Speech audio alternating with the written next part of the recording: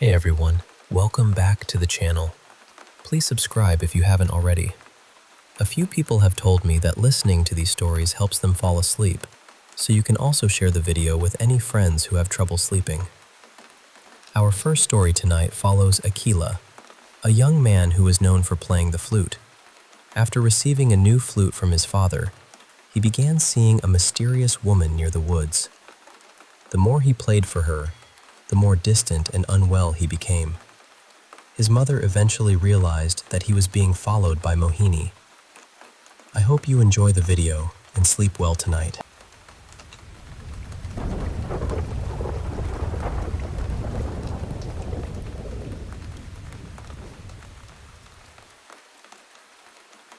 Let me tell you a story about a young man named Aquila and the night he learned that some music should never be played after sunset.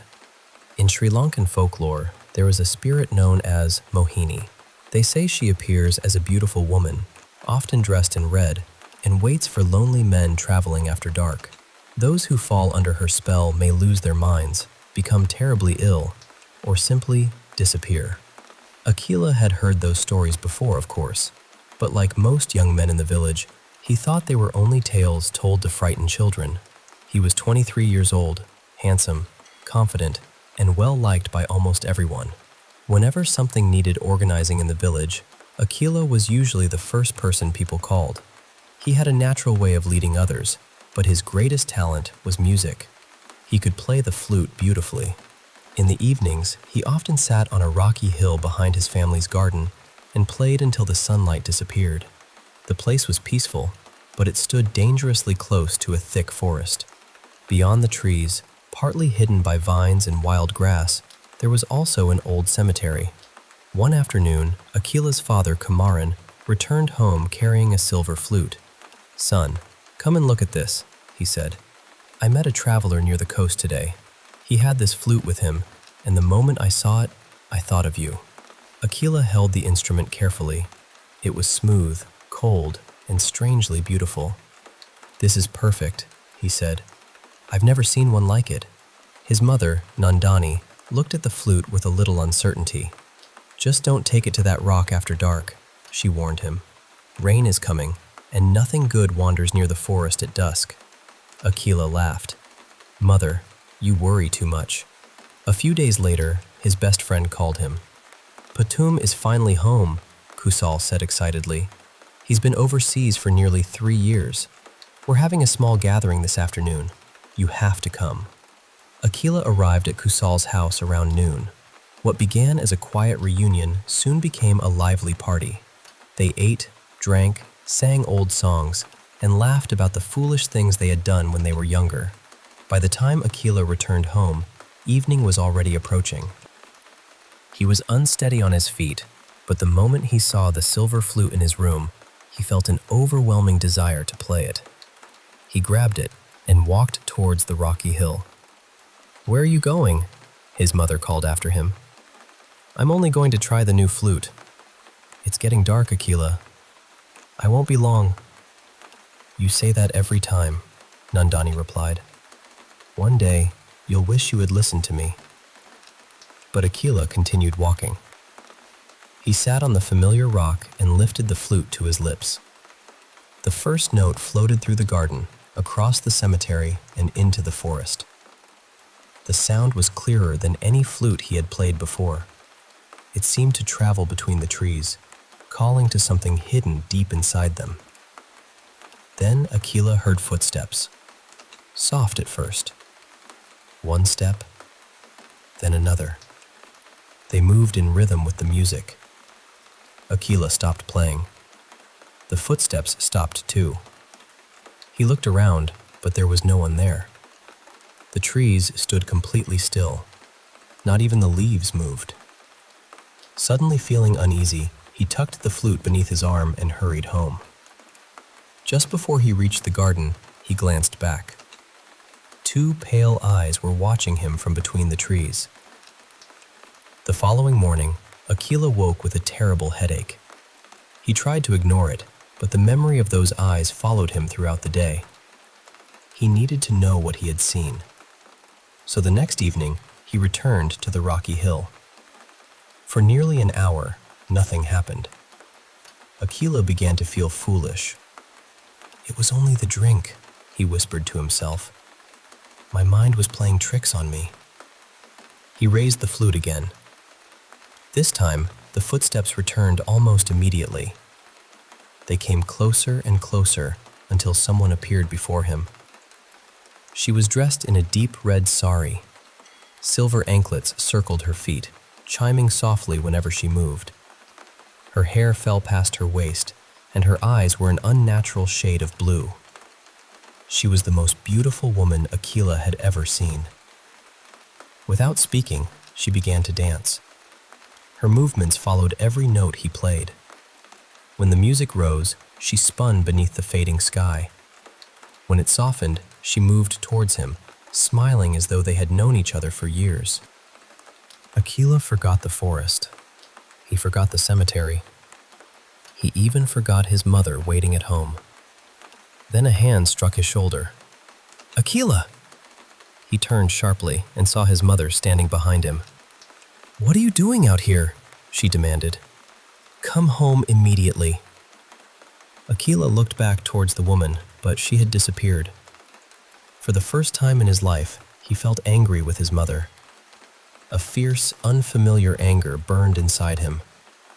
Still, Nandani took him home. After that evening, Aquila began to change. He spoke less. He barely ate. His face became pale and his body grew thin. Every evening, just before sunset, he carried the silver flute to the rocky hill. And every evening, the woman in red appeared before him. No one else could see her. To the villagers, Aquila was sitting alone, playing music to the empty forest. But to him, she was always there, dancing beneath the trees and calling him closer. One afternoon, a schoolboy named Wimmel came to the house. "Auntie," he said, "could I borrow one of Aquila's old flutes? I need it for a school performance." Nandani told him he could take the wooden flute from Aquila's room, but Wimmel accidentally picked up the silver one. A short time later, Aquila returned from work. The moment he entered the house, he rushed into his room. "Mother, where is my flute?" Nandani stared at him. "How did you know it was gone? Where is it?" "Wimmel borrowed it." Aquila ran outside, jumped onto his motorbike, and sped towards the boy's house. Within minutes, he returned, clutching the flute tightly against his chest. His mother felt a chill pass through her. It was barely midday. Aquila had not even entered his room before demanding to know where the instrument was. That was when Nandani understood that her son was no longer acting by his own will. She went to the village temple and begged the chief monk for help. The monk arrived at their home that evening. The moment Aquila saw him, his hands began to tremble. His face twisted in fear, and strange words poured from his mouth. The monk seated Aquila on the floor and began chanting. He tied a blessed thread around the young man's wrist and sprinkled sacred water over him. As the chanting grew louder, Aquila screamed. From somewhere near the forest, the sound of anklets answered him. Then the silver flute cracked down the middle. Aquila collapsed. After a long silence, the monk turned to Nandani. "A powerful spirit has attached herself to your son," he said gently. "She was drawn by his music, but the flute gave her a path into his mind. She wanted him to follow her beyond the trees." "Was it Mohini?" Nandani whispered. The monk nodded. "Your son was fortunate. A little more time, and he may never have returned." He gave her a bottle of blessed water. "Pour this around the four corners of your garden. Bring Aquila to the temple every evening for the next several weeks. Most importantly, never allow him to play a flute after sunset again." For many nights, Aquila dreamed of the woman in red. He heard her anklets outside his window and her voice calling softly from the forest. But the protective thread remained around his wrist, and he never answered. 2 years have passed since then. Aquila is healthy again. He works with his father, helps his mother around the house, and has slowly returned to the cheerful young man the village once knew. But he has never played the flute again. Sometimes, when the evening wind moves through the trees, he still hears a faint melody coming from the rocky hill. And beneath that distant music, almost too soft to notice, comes the delicate sound of silver anklets dancing in the dark.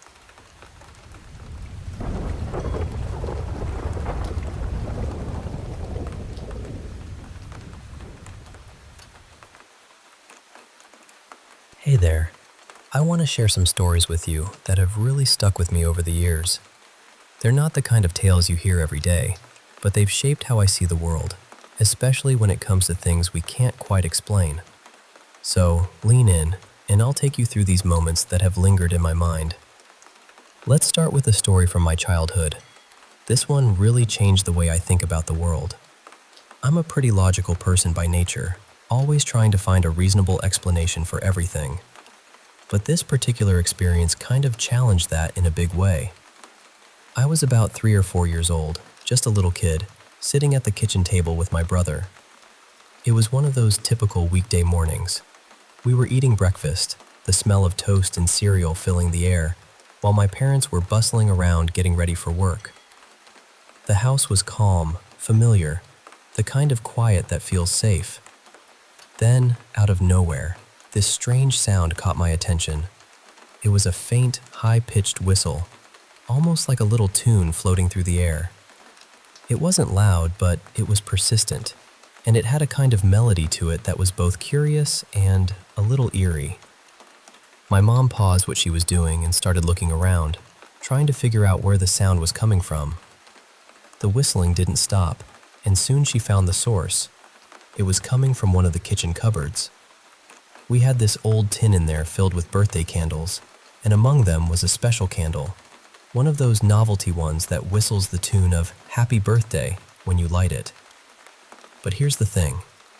The candle was just sitting in the cupboard, unlit, untouched. Yet it was singing that little song over and over again, like it had a life of its own. My mother tried everything to stop it. She even ran the candle under cold water, hoping to cool it down if somehow it had gotten warm, but the whistling just kept going. Eventually, she had no choice but to take the candle apart, and, finally, the noise stopped. We shrugged it off as a strange quirk, one of those odd little moments you just file away and don't think much about. The morning went on as usual, the day slipping back into its normal rhythm. But then, just as we were about to get into the car, I said something that made my mom freeze. I don't remember why I thought it at the time, but I said, "Maybe it's someone's birthday?" That simple, innocent comment stopped her cold. It turned out that it was, in fact, her father's birthday, the first she'd forgotten since he'd passed away. I don't think she's ever really forgiven herself for taking that candle apart after realizing it might have been a way he was trying to reach out. A year or so later, on his birthday, we made a cake and placed a singing candle right in the middle. We didn't light it, but we sat together at that same kitchen table, the lights dimmed, waiting quietly. But nothing happened. No whistling, no song, just silence. That experience opened my eyes to the possibility that there's a world beyond what we can see and understand. It's a world that doesn't always follow the rules, and it's one I've carried with me ever since. Now, here's a story from just last night, something that really unsettled me. I was lying in bed, struggling to fall asleep. I had just had surgery, so I'd been keeping my door closed to keep my dog out, since I needed rest and quiet. Around 12:06 a.m., I started hearing my dog moving around downstairs. Normally she's pretty quiet, usually curled up in her bed or sitting at the top of the stairs near our rooms. But this time, she was running around for a couple of minutes, maybe 3. And honestly, it didn't sound like she was alone. There was something else running alongside her. At one point, I heard scratching, like digging into a pile of papers, and then the clatter of something falling over in the kitchen. My heart started to race a bit. I sat up, listening closely. And then, almost like it was spoken directly inside my head, I heard a voice. It wasn't my own, and it definitely didn't sound feminine. It was deeper, almost masculine, and it said, "Don't go." I've always been taught to listen when a voice like that speaks to me, so I stayed put, frozen in bed. A minute later, my dog came running up the stairs and stood right outside my door. But it was strange. Her breathing sounded distorted, like there were two of her out there. She whimpered softly, then walked away. I don't know what was with my dog or what that voice was, but since then she's been acting really strange today. Distant and tired, yet she hasn't actually settled down to sleep. I'm sharing this because, honestly, I'm a little worried. Has anyone ever heard of something like this? Or maybe even experienced it themselves? I don't expect answers, but it feels good to tell someone. And finally, here's a story from a friend who recently moved back to Alabama after living up north for a while. They've been noticing some odd things happening in their new home, or rather, the old home they just returned to. At first, it was little things, seeing something out of the corner of their eye. They thought maybe it was just their mind playing tricks, or the unfamiliar layout of the house. But then it started happening more often, in ways that couldn't be easily explained. One evening, after making some food, they passed by the recliner in the living room and saw something clearly turn its head and look up. Naturally, they thought it was their cat and stopped to pet it. But there was nothing there. Another time, while cooking in the kitchen, they caught another glimpse of something in the corner of their eye. It could have been a trick of the light or their eyes playing games. But after seeing these things almost every day, it felt more real than that. The most unsettling moment happened just last night. They were getting ready for bed, setting their alarm and taking off their glasses, when they felt something pressed down on the foot of their blanket, like their cat had jumped up on the bed. But here's the kicker. Their bedroom door was closed, and the cat couldn't get in. They heard a noise near their computer desk and looked over, catching a glimpse of a face. Something or someone, hard to describe, maybe animal-like, maybe not. They shone their flashlight on it, but nothing was there. Needless to say, they tried to shake it off and fall asleep, but that image stayed with them, especially after all the other strange things they'd been seeing since moving back. So, what do you make of all this? These stories might seem disconnected at first, but they all share this thread of the unknown brushing up close to our lives, whispering in ways we don't always understand. Sometimes it's a singing candle in a quiet kitchen, sometimes a warning voice in the dark, or a shadow in the corner that disappears when you look directly at it. I guess the takeaway here is that there's more to this world than what meets the eye. And while it's easy to dismiss these moments, sometimes it's worth listening to the sounds, the whispers, and even the silence that follows. Because who knows? Maybe those are the moments when the unseen tries to reach out, to say something important. Thanks for letting me share these with you. I hope they make you think, or at least feel a little less alone if you've ever had an experience you couldn't explain.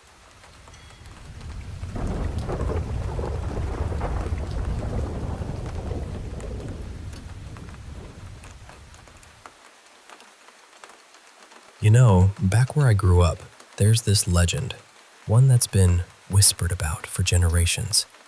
But it's not just a bedtime story or a cautionary tale told to kids to keep them in line.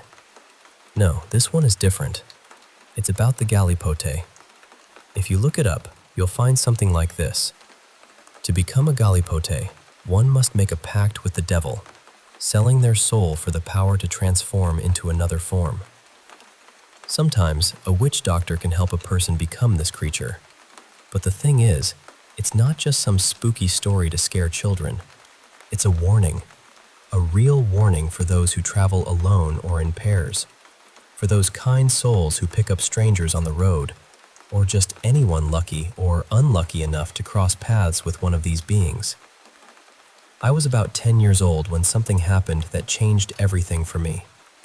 Growing up in the city, the Galipote was more of a countryside myth, something my grandma would mention now and then.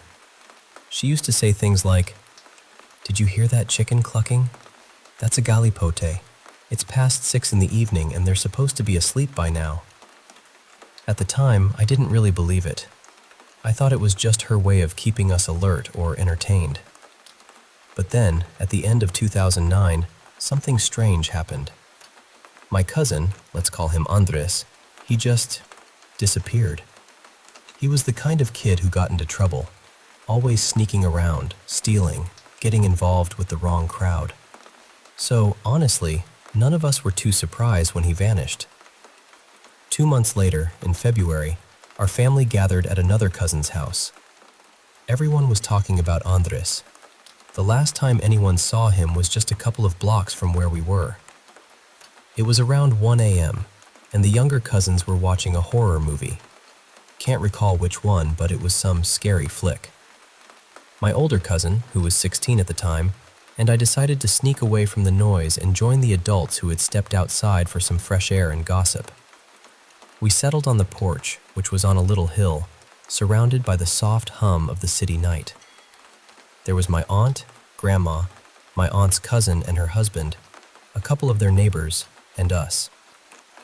They were chatting, remembering how funny Andres used to be before things took a wrong turn, how his own mother had introduced him to drugs and crime. The night air was cool, the sounds of distant cars passing by, the occasional bark of a dog. It all felt peaceful, until, suddenly, we heard a thundering noise. At first, it sounded like hooves pounding the ground, fast and urgent, like a horse galloping full speed. But at 1 in the morning, in the middle of the city? That was strange. We looked up the hill and saw it, a horse sprinting with no rider in sight. And then, out of nowhere, we saw someone chasing the horse, running desperately behind it. The sight made our blood run cold. Everyone stood up at once, the air thick with unease. My grandma's voice cut through the silence. "Go inside. Now." But I shook my head and crawled over to her. The neighbors were visibly shaken. They grabbed their chairs and hurried inside their homes. My aunt, though, just laughed and said, "That's a Galipote." I remember how her laugh had an edge to it, like she wasn't entirely joking. We went inside and tried to tell the other cousins what had happened, but they just shrugged it off. It wasn't until Grandma told them the same story that their faces paled. Around 2:30 a.m., we were all trying to drift off to sleep, the house heavy with tension. Then, out of the quiet came a sudden knocking on the window. There were 6 of us crammed into a single room, and every one of us heard it, the sharp, insistent tapping. My 11-year-old cousin nudged me, whispering, "Get up and open the door." But Anna, the 13-year-old, shook her head. It was at the window. I didn't say anything, but deep down, I knew she was right. Just then, my aunt came in, telling us to settle down and go to sleep. Her son asked if she was the one knocking on the wall, and she snapped, "Isn't it you guys? Stop making a racket and be quiet." My older cousin started crying, whispering that it was the Galipote. Her mom came back in, told her to grow up, and left. Almost immediately after, the knocking came again. This time, so hard it felt like the glass might shatter. My aunt rushed back into the room, and there we were, nearly all in tears. I don't remember how I ended up inside the closet with 2 younger cousins, sobbing quietly. My aunt, frustrated, muttered something about us making noise at someone else's house, probably thinking we were just playing around. Then came the front door. Someone knocked so loudly it echoed through the house. My uncle, who had been in the back room, jumped up and shouted, "Who's there?" A voice answered, "This is Carmen." He opened the door, and it was our neighbor. She said, "There's something knocking on our window." Everyone came outside, except Grandma and us. We stayed inside, huddled together, while Grandma prayed softly. Santa Maria, Madre de Dios, ruega por nosotros. But nothing changed. Eventually, we managed to fall asleep in the living room. The adults were scattered around, some in the living room, others in the bedrooms. When morning came, the sun shining bright and warm, everyone gathered outside. They found a dirty shoe, strands of hair on both sides of the street, ours and the neighbors', and scattered pieces of corn. A month passed. One evening, 9 of my cousins and my little sister, who was just 3, were at Grandma's house. Grandma was sleeping in a room by herself, but she had this uneasy feeling and asked us to turn on the news. There, on the screen, was a man asking people to come to the countryside to identify a body. The name he mentioned was Andres Antonio Caceres. Of course, I'm changing the name here. He was from our town. We watched as they showed his body. His face was ripped beyond recognition, and he was only wearing jeans. They had buried him in a shallow grave, his wallet lying beside the hole. Grandma just said quietly, "I knew it." Minutes later, my little sister started crying out of nowhere. Grandma shouted toward the window, "Go away! It's past 6. Time for you to sleep." And then, just like that, we heard a chicken clucking outside. That night, the legend of the Galipote wasn't just a story anymore. It was real, and it left a mark on all of us that stayed with me ever since.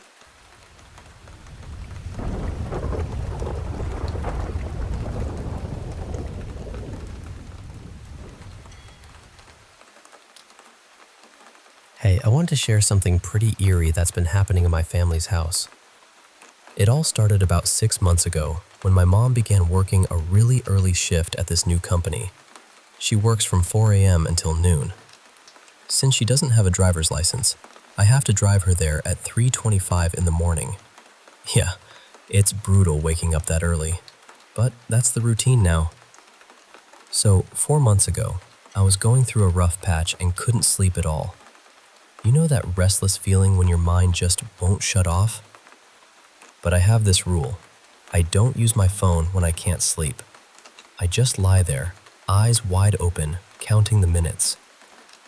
That night, after a couple of hours tossing and turning, I glanced at the clock and saw it was exactly 1:48 a.m. That's when I heard it. The dining room chairs scraping softly against the floor, like someone was moving them around.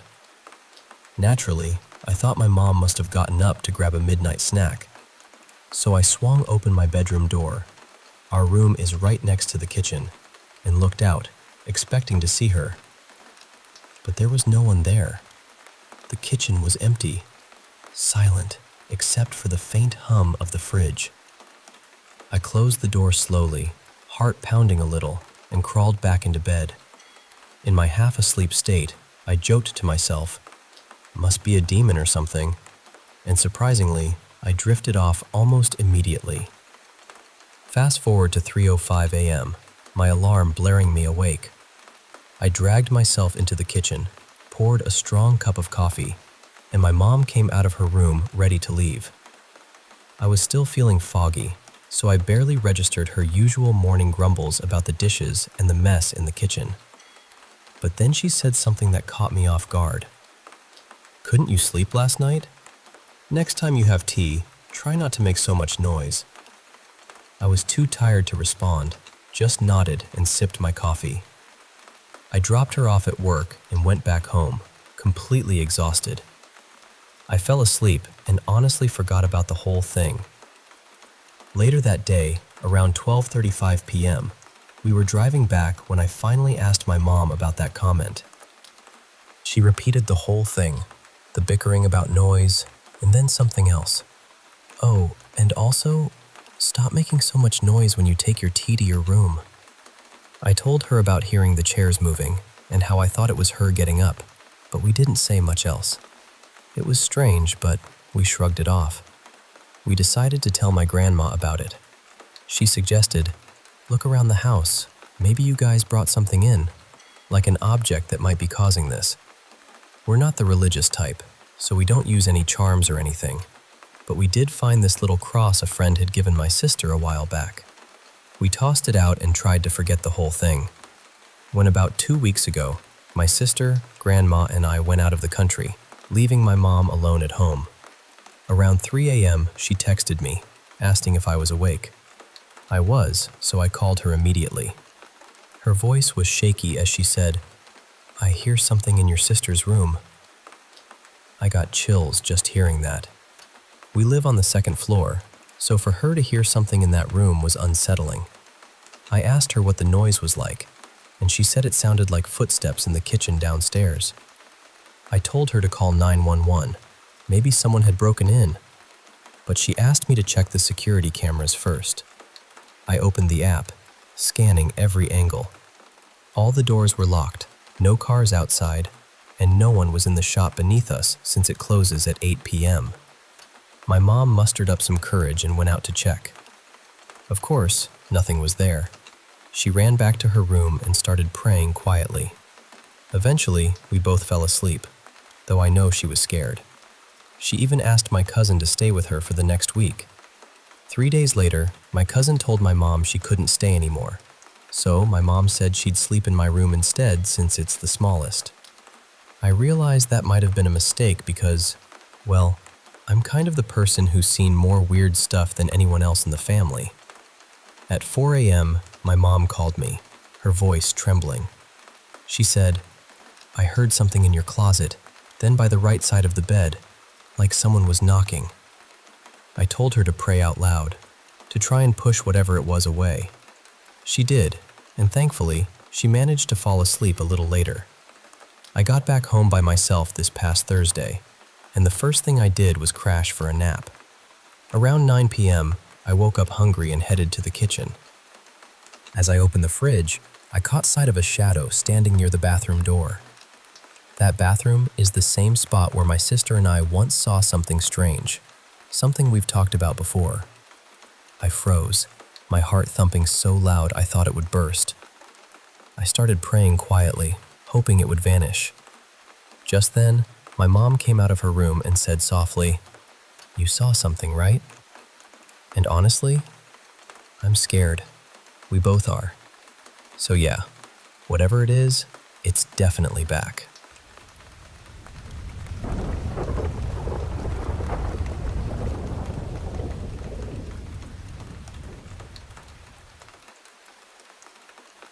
Hey, I want to share with you some stories, real encounters that have stayed with me, and maybe they'll resonate with you, or just make you pause for a moment. They aren't the big, flashy hauntings you might expect. These are the quiet, subtle moments that make you say, "Wait, what was that?" Let's start from the beginning, with what I call my first experience. So, back when I was in my early 20s, still living at home with my parents, I had this room where strange little things would happen. You know how sometimes books or knickknacks just fall off shelves? That happened a lot in my room. My friends even joked that during our Skype calls, they could hear a little girl's voice faintly in the background. At the time, I just laughed it off, thinking it was maybe the neighbors or some weird audio glitch. But then, the doorknob on my bedroom door started acting up. Picture this. It would jerk and twitch like a toddler or a cat was trying to open it but wasn't strong enough to fully turn it. It was this odd, weak turning, followed by a quick snap back. This went on for months, happening randomly throughout the day. Naturally, I blamed my cat. She hated having doors closed on her and would usually come in only to leave right away. But I was tired of constantly opening the door only to have her scoot out, so I just ignored it. My room was right next to my dad's little office nook, so I always kept the door shut. Then one day, while I was just doing my thing, that jerking started again.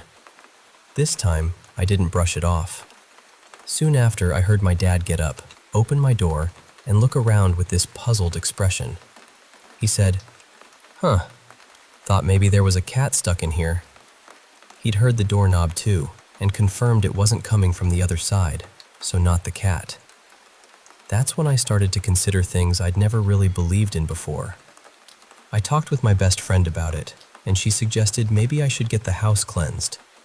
My parents, especially my dad, were hardcore skeptics, very religious and convinced that spirits only linger when people stray from their faith.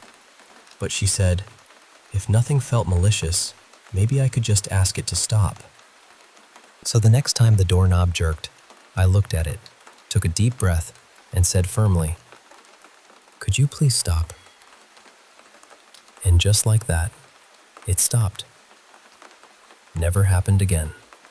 I lived there for several more years, and while some people said it was drafts or wood swelling in the weather, none of that really explained how the knob moved like it was struggling to open. Looking back, I think maybe my mom and I brought something home. We both love antiques, and our house had quite a few.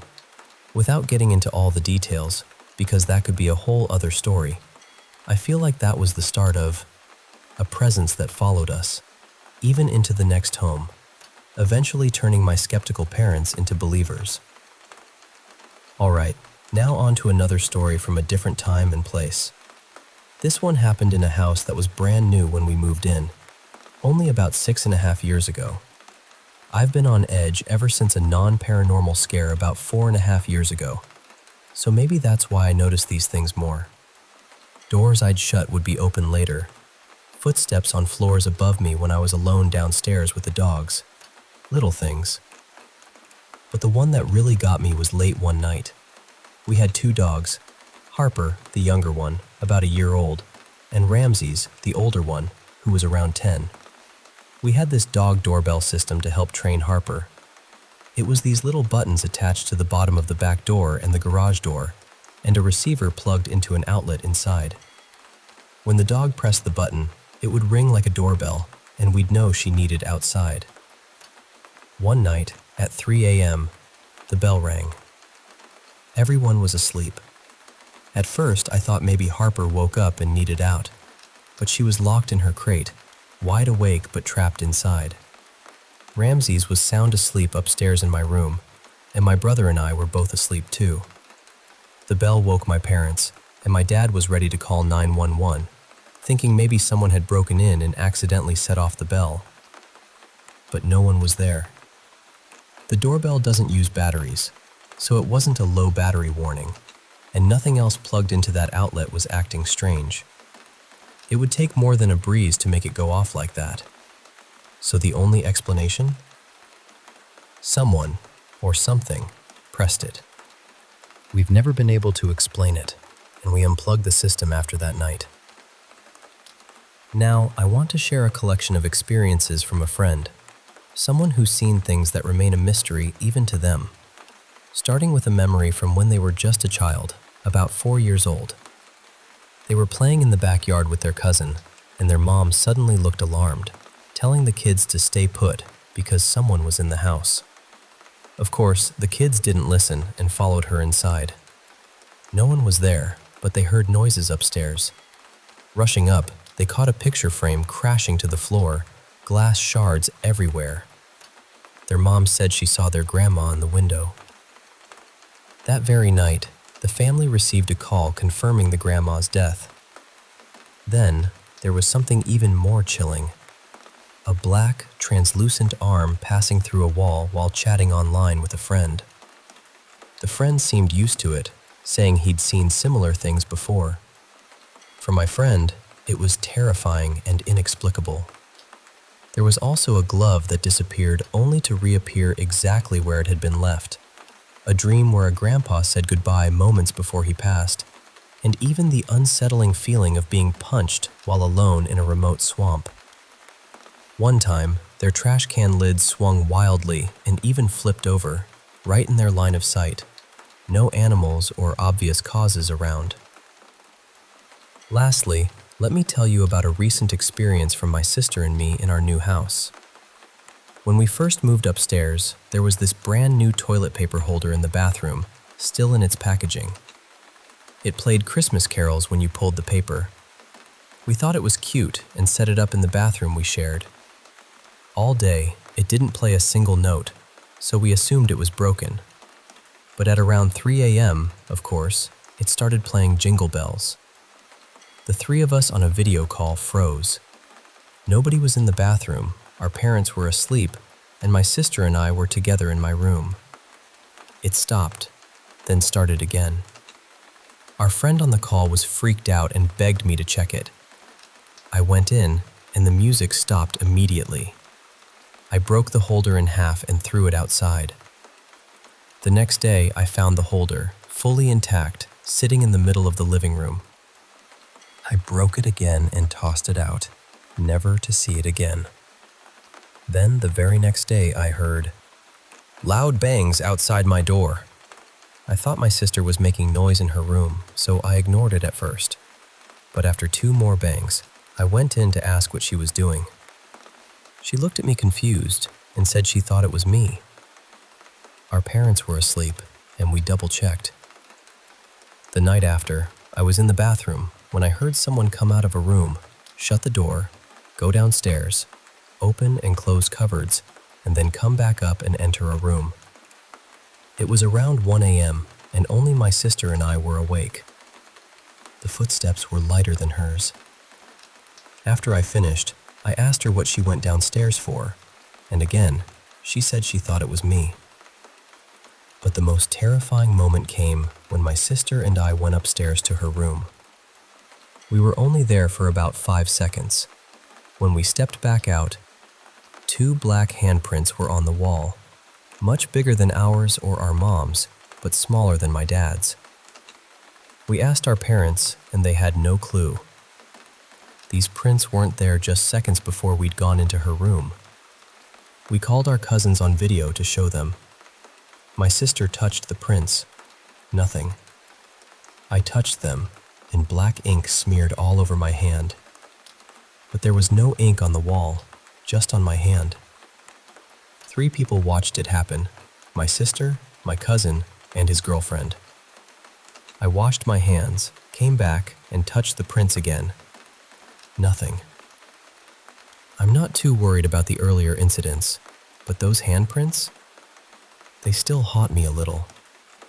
I keep wondering why the ink smeared on my hand, what it means, if it's some kind of message or warning.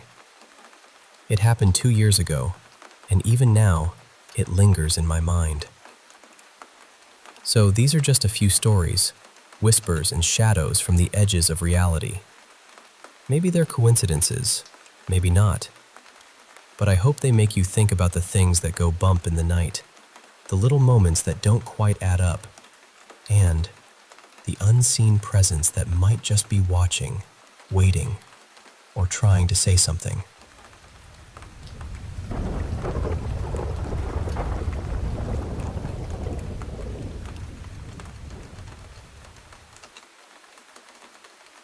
This happened back in 2017, and honestly, I still get a strange feeling whenever I tell the story. I was never someone who believed strongly in ghosts or haunted objects. I always figured there had to be a reasonable explanation for things. Then this happened. My wife and I had recently moved to a different state and rented a 2-story house. It was a nice place, nothing particularly old or unsettling about it. There were 4 bedrooms upstairs. Our room was on the right side of the staircase, while the other 3 were lined up along a hallway to the left. For most of that first year, I was away on a military deployment. My wife stayed home with our 2 dogs, and she never reported anything unusual. The house felt completely normal. Toward the end of the year, a close friend of ours, Marin, came to stay with us. She was having serious problems with her adoptive mother and needed somewhere safe to land for a while. We were all in our 20s, and we were happy to help her out. A few months later, Marin received the final shipment of belongings from her mother. Most of it was ordinary stuff, except for one enormous wooden jewelry chest that had belonged to her biological grandmother. This thing was huge. It was about 3 feet wide, nearly as tall, and heavy enough that it took 2 of us to move it. The wood was dark and scratched, and the drawers had these old brass handles. Marin didn't have anywhere to put it, so we stored it in the closet of the bedroom at the far end of the upstairs hallway. About 6 weeks later, Marin moved out to live with her boyfriend. That was when everything changed. The bedroom containing the chest was directly above our living room. At night, while my wife and I were sitting downstairs with the dogs, we started hearing footsteps moving across the ceiling. Not creaking, not pipes knocking. Footsteps. They would begin near the far bedroom and slowly travel toward the staircase. Sometimes they stopped directly above where we were sitting. At first, we laughed it off. We told ourselves it was the house settling or the temperature changing.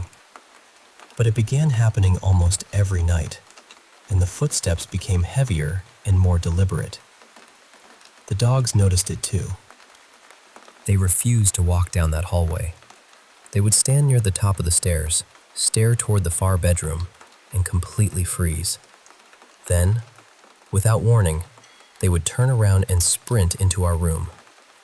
That was the part I couldn't explain. My wife eventually mentioned it to a coworker named Celia, who was very spiritual and believed that objects could sometimes hold on to energy. Celia suggested cleansing the house with sage. One evening, just before bed, my wife decided to try it. She lit the sage in our bedroom and slowly walked through the upstairs rooms. Everything seemed fine until she reached the bedroom at the end of the hall. I was waiting in our room when she suddenly came running back toward me. She was completely pale. She told me that the moment she passed the burning sage in front of the closet, the room became freezing cold. Not cool, but the kind of cold that seemed to move straight through her. Then the sage went out instantly. Anyone who has ever burned sage knows it usually keeps smoldering. You normally have to press it down firmly to extinguish it. My wife immediately messaged Marin and told her the chest needed to be removed the next day. Marin said she had nowhere to keep it, so I told her I was putting it outside. The following morning, I dragged it to the curb. Part of me wanted to break it apart first, but my wife begged me not to damage it. She said she didn't know what might happen if we did. As strange as it sounds, the house became completely quiet after the chest was gone. No more footsteps, no more freezing rooms. The dogs walked down the hallway without hesitation and never stared toward that bedroom again. We've moved several times since then, and those dogs never behaved that way in another house. Much later, when my wife and Marin started speaking again, Marin admitted that strange things had happened in her adoptive mother's house too. Doors would open by themselves, objects would disappear, and people sometimes heard someone walking through empty rooms. She said the disturbances seemed to become worse after her grandmother died. But the part that still bothers me most happened after I carried the chest outside. Trash collection wasn't scheduled for another 2 days. The chest disappeared from the curb that same afternoon. So wherever it ended up, I just hope whoever took it never placed it at the end of a hallway.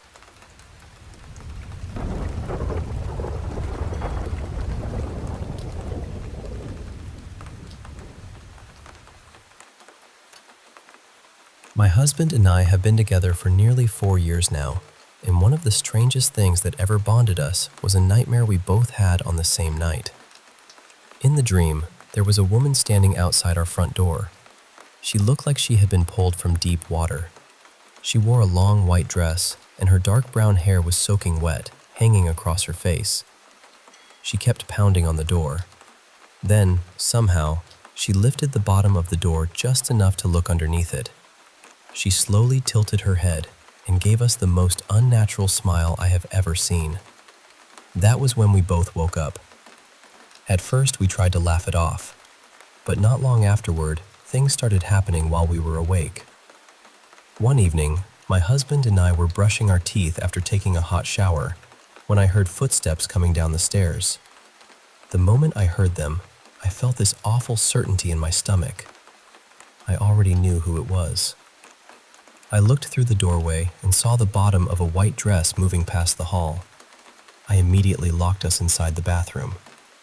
My husband is over 6 feet tall, built like some kind of Viking, and he was convinced I was being paranoid. He said he was going to open the door and tell whoever was out there to leave.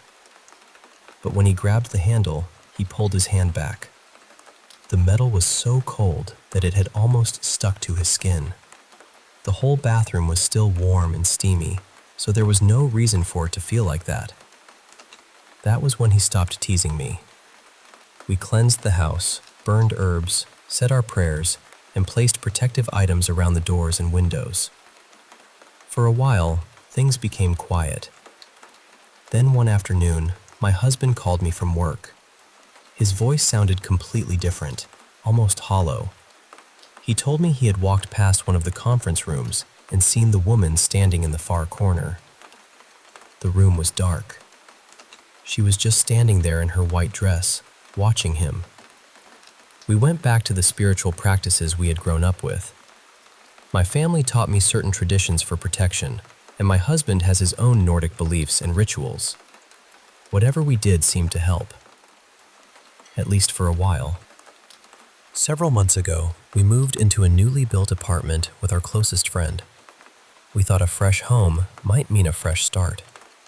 Instead, the activity slowly returned. At first, it was small things. An old stuffed bear of mine would change positions. We heard whispers from empty rooms.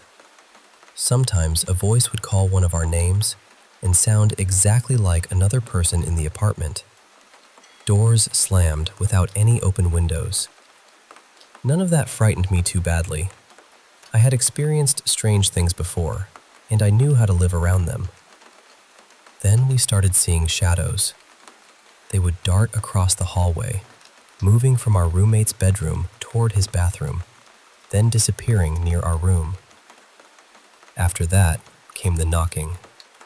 We live on the 3rd floor, but someone began pounding on our roommate's window. Not gentle tapping either. It sounded like a fist striking the glass. Outside our own window, my husband and I heard screaming, hissing, and something that sounded like an animal growling. Once, while I was lying in bed, something touched the bottoms of my feet. Another time, while I was cooking dinner, something tugged the back of my shirt hard enough to pull the fabric away from my body. Then our roommate saw her. He was driving to his partner's house when he glanced into the rearview mirror. The woman in white was sitting in the back seat. When he turned around, there was nobody there.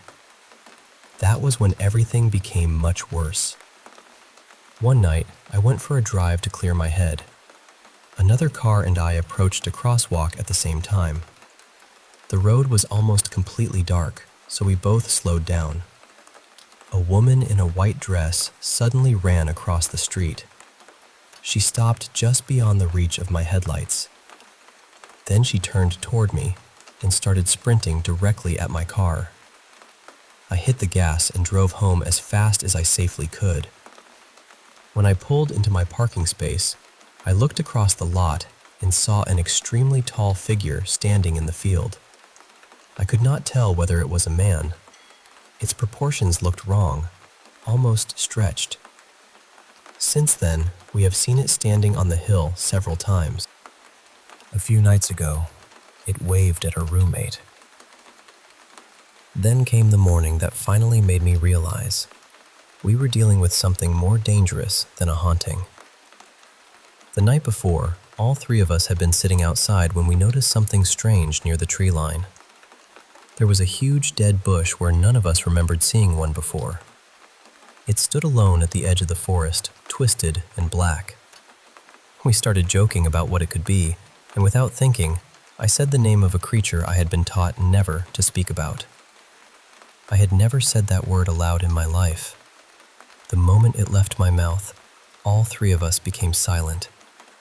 Even typing or thinking about that word makes me uncomfortable. I was raised with both native spiritual teachings and Nordic traditions, and I was taught that certain things should never be named casually. The atmosphere changed immediately. The following morning, I woke around 6:30 to the loudest thunder I had ever heard. The strange part was that there did not seem to be much of a storm. I texted my husband, who was already at work, and we talked until just before 7. A little while later, my roommate knocked on my bedroom door. He leaned against the doorframe and started complaining about how tired he was and how badly he wanted to stay home from work. I was still half asleep, so I barely listened. I just nodded now and then. Then he walked into my room and sat on the edge of my bed. He kept talking. After a moment, he reached out and held my hand. I thought it was strange, but I was too tired to react properly. When he finished talking, he stood up, kissed me on the forehead, and left. I heard the bedroom door close a few minutes before 8. The whole interaction made me uncomfortable, but I tried to convince myself that he had simply been acting unusually affectionate. Then I learned the truth. Our roommate's alarm had gone off shortly after 7. He had left the apartment around 7:30. He could not have been in my room. Whatever sat on my bed looked exactly like him. It had his face, his voice, and even the way he moved. But one detail was wrong. The logo on his hoodie was printed in a different position, and the lettering was much larger than the logo on the hoodie he actually owns. So whoever held my hand that morning was not my roommate. It only looked like him.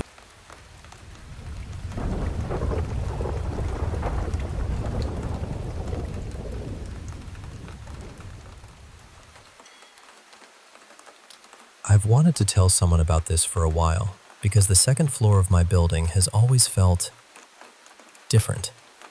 Even the children who live here call it the cursed floor. I know that sounds dramatic, but once you hear everything that has happened there, you might understand why. There are 6 flats on that floor, and 2 of them have been empty for years. The others have each carried their own kind of sadness. One flat belonged to a married couple who lived with the husband's mother. The husband and his mother followed a very unusual routine. They rarely woke up before 2 in the afternoon, and they would remain awake until almost sunrise. People in the building often whispered about them, saying their lifestyle felt unhealthy and brought a strange energy into the place. There were also rumors that the mother practiced certain rituals. I can't confirm whether that was true, of course, but almost everyone in the building had heard the same stories. She eventually passed away, and a few years later, the couple's marriage ended too. Another flat looked completely normal from the outside. A husband, his wife, their children, and his parents all lived together. Then, without warning, the husband disappeared. He left his wife and children behind with his family, and nobody seemed to know where he had gone. Life became extremely difficult for her after that. Eventually, she took her children and moved away. To this day, the husband has never returned, and no one in the building knows what happened to him. Then there is the last occupied flat. 2 different families have lived there in about 4 years. The first family always seemed uncomfortable, as though the house itself made them restless. The current family is even more troubling. The husband frequently becomes violent with his wife, and possibly with his daughter as well. Their arguments are so loud that neighbors often have to step in. Even while I was first writing about this one evening, another fight was happening upstairs. Hearing it echo through the building made the whole place feel heavy. But the strangest part of this story is what happened to me personally. The first incident took place during the lockdown in 2020. I was around 12 years old. Back then, leaving the house was heavily restricted, so the gates outside our homes remained locked for most of the day. I had a friend named Mira who lived very close to us. Our houses were beside each other, and if we both sat near our gates at a certain angle, we could partly see each other's faces. Since online classes hadn't properly started yet, we had almost nothing to do. We would sit there for hours, talking about whatever came into our minds. One afternoon, my younger brother joined us. He loved being around me and always wanted to be included in my conversations. That day, the 3 of us were talking about scary movies. In particular, we were discussing the clown from It, the one with the red balloon. While we were talking, all 3 of us suddenly tilted our heads toward the staircase at exactly the same moment. There, resting on the railing, was a hand. It was completely black. Not dark because of a shadow, but black in a way that seemed deeper than the darkness around it. Its edges looked faintly smoky. Then it vanished. It didn't move away. Nobody pulled it back. It didn't slowly fade. 1 second it was there, and the next second there was absolutely nothing. For a moment, none of us spoke. My brother and Mira both turned toward me, and I looked at them. We immediately asked one another, "Did you see that?" All three of us had seen the same thing. Because of the lockdown, the staircase had been completely silent. During all the afternoons we had spent sitting there, we had never once seen another resident passing by. There was no reasonable way for somebody to hide there and play a trick on us. Something about the air changed after that. Everything suddenly felt wrong. I grabbed my brother, told Mira to close her gate, and quickly locked ours. My brother and I remained in shock for quite a while. Even now, I can still picture that hand clearly. I know what I saw, and knowing that 2 other people witnessed it with me makes it impossible for me to dismiss. The second incident happened years later, in April 2026. My father arranged for me to use one of the empty flats on the second floor as a study room. He knew the owner, and because I was preparing for important science exams, he thought it would give me somewhere peaceful to concentrate. At home, my younger brother often interrupted me, so having a quiet space sounded perfect. My father and I went upstairs that morning to clean the flat. Everything seemed completely normal. That evening, however, some relatives visited our home, and the house became noisy. My cousin Ria and I decided to take our books upstairs and study there instead. We packed our notebooks, water bottles, pens, and a mat to sit on. When we reached the flat and opened the gate, I immediately felt a strange pressure at the back of my head. It was almost like dizziness, but heavier. A powerful wave of drowsiness came over me, even though I hadn't meant tired moments earlier. I stepped inside with my phone's flashlight on and carried my bag into the hall. The flat was completely dark. That entire floor has always felt colder than the rest of the building. The corridors seem dim even during the day, and there is a constant feeling that someone is nearby, quietly watching.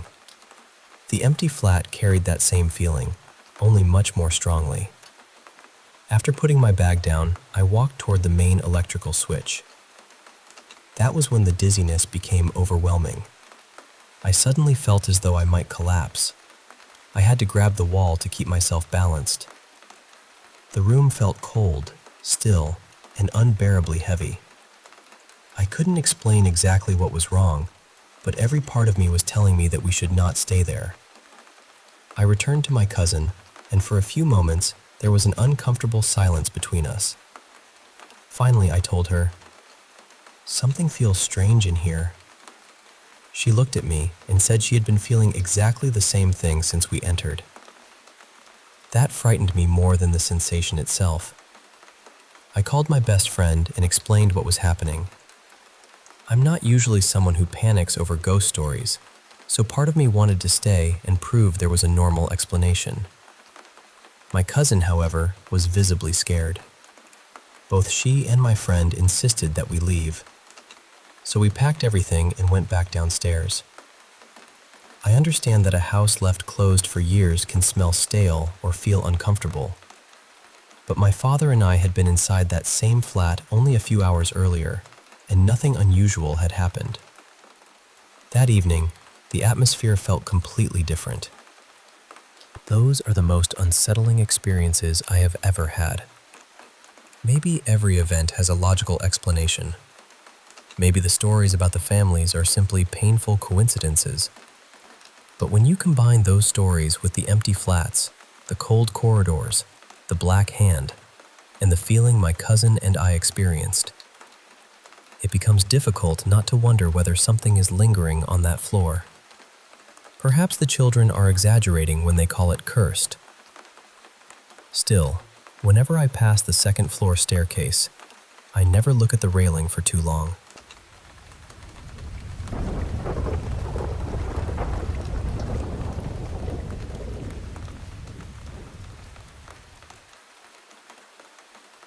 It's been a little over a year since this happened, but I still think about it more often than I'd like to admit.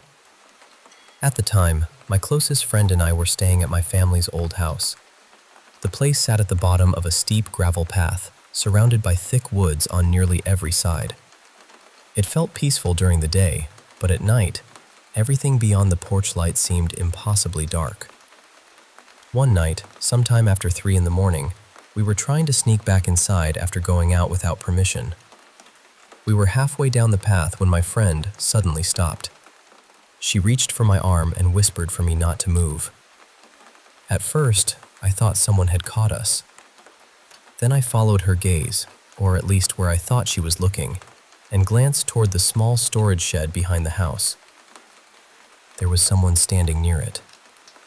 The figure had the exact shape of my father. Same height, same shoulders, even the way he usually stood with his arms slightly away from his sides. But I knew it wasn't him. There were no features, no face. It was just a solid human-shaped shadow. I couldn't look away. I felt strangely calm and terrified at the same time, almost as though my body had forgotten how to move. The figure remained there for a few seconds before slowly fading into the darkness. Then we heard footsteps coming from the woods. They were slow at first, but they were getting closer. My friend and I stood frozen until something inside me finally snapped. I grabbed her hand and told her to run. My father had security cameras around the property, but being caught was the last thing on my mind. We sprinted toward the back entrance because it was closest to my bedroom. My friend slipped on the steps, dropped the half-frozen soda she had bought earlier, and muttered, "Forget it," before scrambling back to her feet. We rushed inside, locked the door, and hurried into my room. Once we had captured the bedroom door, we started whispering about what had happened. I asked her to describe exactly what she had seen. That was when everything became worse. She told me she hadn't been looking toward the shed at all. She had been staring at the front porch. And the figure she saw didn't look like my father. It looked like my younger sister. Same shape, same hair, same posture. Just a featureless shadow wearing her outline. We both started crying. Whatever had been outside seemed to have shown each of us someone different, but familiar. We were so shaken that we searched online for ways to make a room feel spiritually protected. One suggestion said to pour salt across the doorway, so I emptied nearly half a container in front of my bedroom door. The following evening, we stayed at my friend's house. We couldn't stop talking about what we had seen, and we wanted to make sure our memories weren't changing as we discussed it. So we sat on opposite sides of the room and drew the figure without looking at each other's paper. When we compared the drawings, they were almost identical.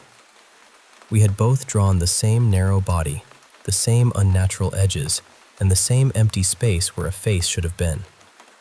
Without planning it, we had also drawn a second image showing the figure fading away, almost like 2 frames from the same animation. We sat there quietly, trying to understand why it had looked like my father to me and my sister to her.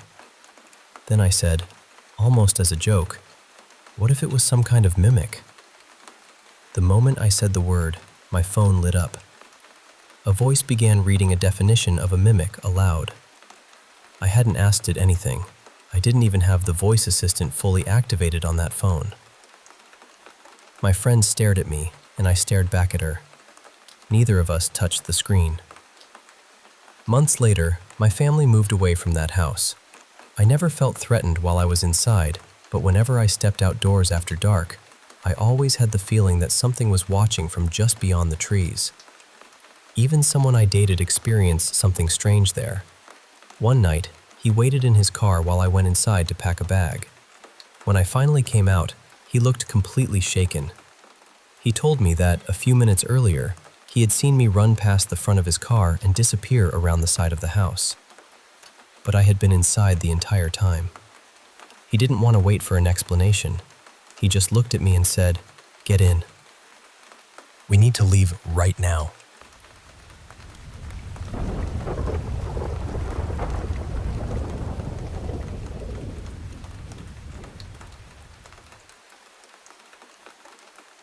keep wondering whether he's trying to tell me something through my dreams. I've seen him so many times since he passed, but he rarely speaks to me. Most of the time, he's simply there, somewhere in the background. Even when the dream has nothing to do with him, I can always feel his presence. Last night was different. The dream began normally, but near the end, I found myself walking along a beach at dusk. I saw him standing near a small cafe by the water. A moment later, he started moving farther out toward the sea, so I followed him and called out to him. For the first time, he stopped. He turned around and looked directly at me. Before I could reach him, he disappeared, and a wooden platform rose out of the water beneath me. The sea had suddenly become too deep to stand in. Then I saw him again in the distance. I started swimming toward him, but the weather changed without warning. The wind became violent, the sky darkened, and huge waves began throwing me from side to side. I managed to grab onto the trunk of a fallen tree. When he appeared close enough, I pushed myself forward and jumped toward him. Just before I reached him, I woke up. This wasn't the first time he had appeared. I dreamed about him around 2 weeks ago, and there were other dreams before that. He was always more like a background character than the focus of the dream, but somehow, I noticed him every single time. Shortly before he passed away, while he was still in a coma, a few friends and I tried to communicate with him using tarot cards. We asked questions only he would have known the answers to, and the responses felt strangely accurate. When we asked whether he was going to recover, the answer was no. We also asked about the accident, and the cards seemed to reveal details we hadn't spoken about. When we ended the session, we noticed a shadow near the doorway that looked almost exactly like his silhouette. About a month later, he passed away. At his funeral, before saying goodbye, I apologized to him. I told him I was sorry that we had never become closer. I had cared about him more deeply than I admitted, but I was never honest about those feelings. We were friends who spoke occasionally at school, and I always wanted the friendship to become something more. I just never found the courage to say it. After the funeral, he appeared in my dreams constantly. Then, after some time, the dreams stopped. Now he has started appearing again. There's something else I still think about. He once really liked a silver ring I used to wear. He would joke about taking it from me because he wanted it so badly. Not long after he died, the ring disappeared. I searched everywhere, but I never found it. Sometimes I also think I see him when I'm outside. I'll notice someone far ahead who walks like him or has the same shape and posture. But when I get closer, it's always somebody else. I'm thinking about visiting his grave soon. Maybe I need to speak honestly, even if I'm the only one who can hear the words. Maybe there are things I never said that I'm still carrying with me. I don't feel frightened by him. In the dreams, he has never seemed angry or threatening. His presence feels quiet, almost familiar. I just don't know whether these dreams mean he is trying to reach me, or whether they are simply my heart finding a place for all the feelings I never got to share.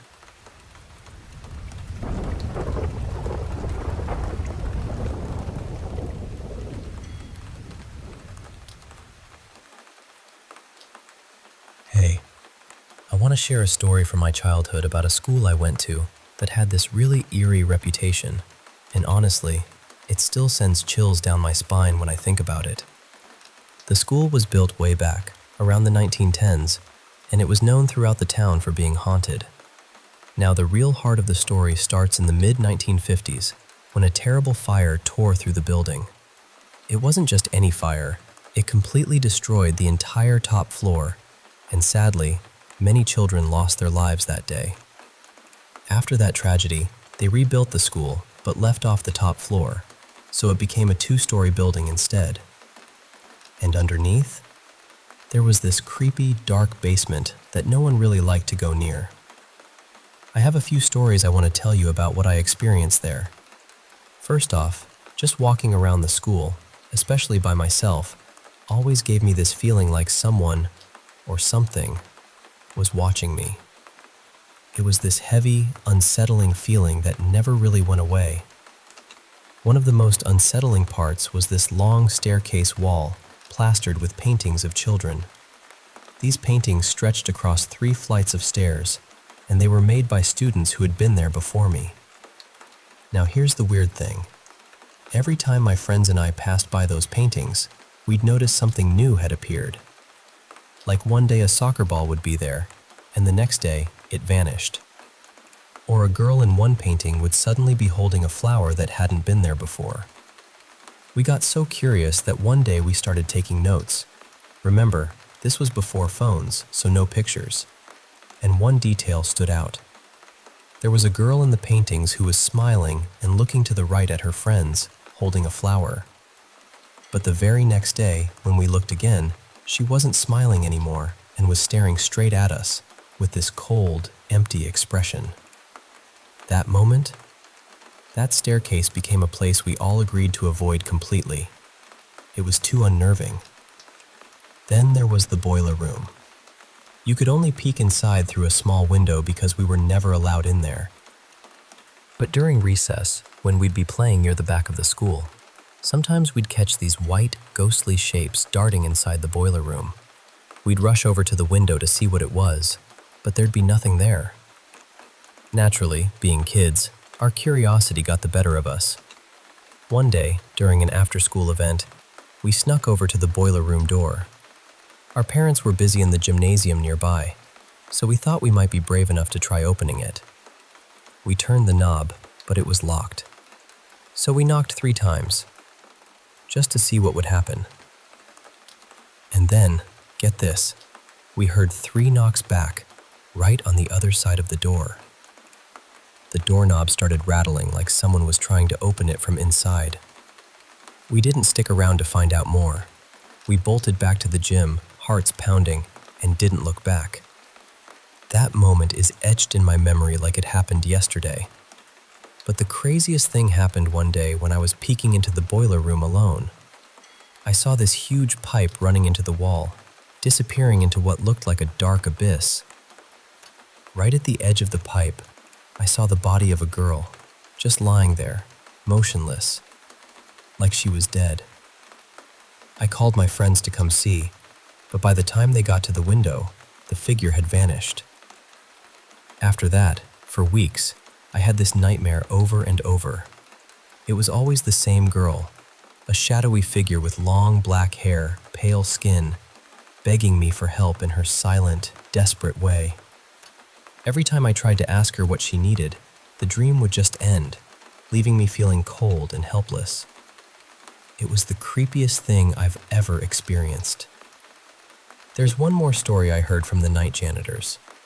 They used to stay late, sometimes overnight, and one night they were hanging out in the janitor's office down in the basement, just chatting and snacking.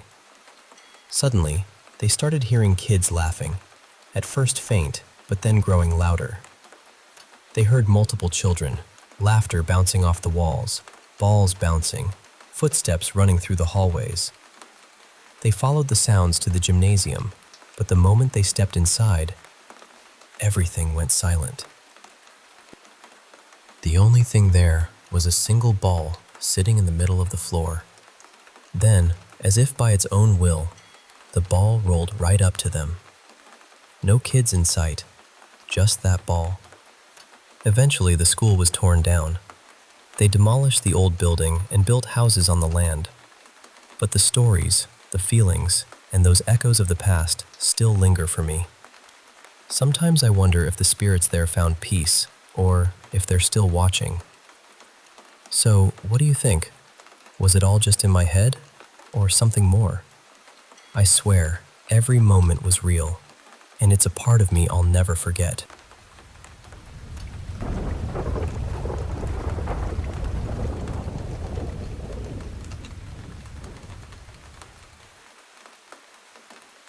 Hey, I want to share something kind of eerie, but also deeply personal that's been unfolding since my partner and I moved into this new house about 6 weeks ago. It's a standalone house, No shared walls or anything like that, just our little space on its own plot of land. When we first walked through the house before moving in, I noticed something odd. On the inside of one of the wardrobe doors in what's now our bedroom, there were these strange symbols, kind of like sigils, scrawled in what looked like ink or maybe some kind of paint. I've always felt a bit tuned into spiritual vibes, not in a scary way, just sensitive to the energy around me. But honestly, I didn't feel anything negative or off about those symbols at the time, so I brushed it off. When we moved in, the property manager had cleaned those symbols off, so they were gone by the time we really settled in. Since moving in, a few unusual things have happened. At first, nothing that really alarmed us, but on one of our very first nights here, both of us woke up to this heavy, thudding sound, like something big was running back and forth down the hallway outside our bedroom door. My heart was pounding, and I glanced over at my partner. He looked just as startled. We got up, flashlight in hand, and checked everywhere. Our cat Eddie was curled up right next to us, fast asleep. She sometimes gets the zoomies at night, darting around like a little whirlwind, but this noise felt different, much bigger, heavier. We looked down the hall and into the other rooms, but nothing was there. No signs of intruders, no shadows, just silence. Since then, we've both caught glimpses of something moving just out of the corner of our eyes. It's hard to describe, like a flicker, a shadow that moves just beyond clear sight. But strangely, it never feels threatening or evil. No cold chills or oppressive feelings, nothing like that. It's more like a quiet presence. Over time, we started jokingly referring to it as Eddie's friend, because Eddie will often wander off into another room and start meowing or chattering at seemingly empty spaces, as if she's having a conversation with an invisible companion. She'll fixate on certain spots in the air for minutes at a time, her eyes wide and unblinking. Lately, the house has gotten more active. We hear bumps, knocks, things like the sound of something being moved or dropped, but when we check, no one is there. Still, I haven't felt scared or threatened. Sometimes when I hear the noises, I even call out gently, "Hey, is that you?" Just a friendly check-in, like acknowledging a neighbor. But yesterday, things took a bit of a turn. I was at work and my partner called me, sounding a little shaken. He said there was a lot of noise in the house, more than usual, and it wasn't Eddie making it. Then, he told me he was woken up from a nap because he felt like the cat was biting his foot. Alarmed, he looked down and noticed a sharp scratch, bleeding a little. He went looking for Eddie, but she was nowhere to be found in the room. That scratch really unsettled him, and honestly, it's got me thinking too. Despite all this, I still don't feel any kind of negative energy around the house. I'm hesitant to tell whatever might be here to leave because I don't feel it's my place to do so. It's like there's this quiet coexistence, even if it's a little strange. I'm curious though, has anyone else seen or dealt with symbols like those sigils inside a wardrobe door? Any thoughts on what they might mean or if we should be worried? And what about the scratches and noises? Should we be doing something or just letting it be? I'd really appreciate any advice or stories from anyone who's been through something similar. Thanks for listening. It's a lot to process, and just putting it out there helps.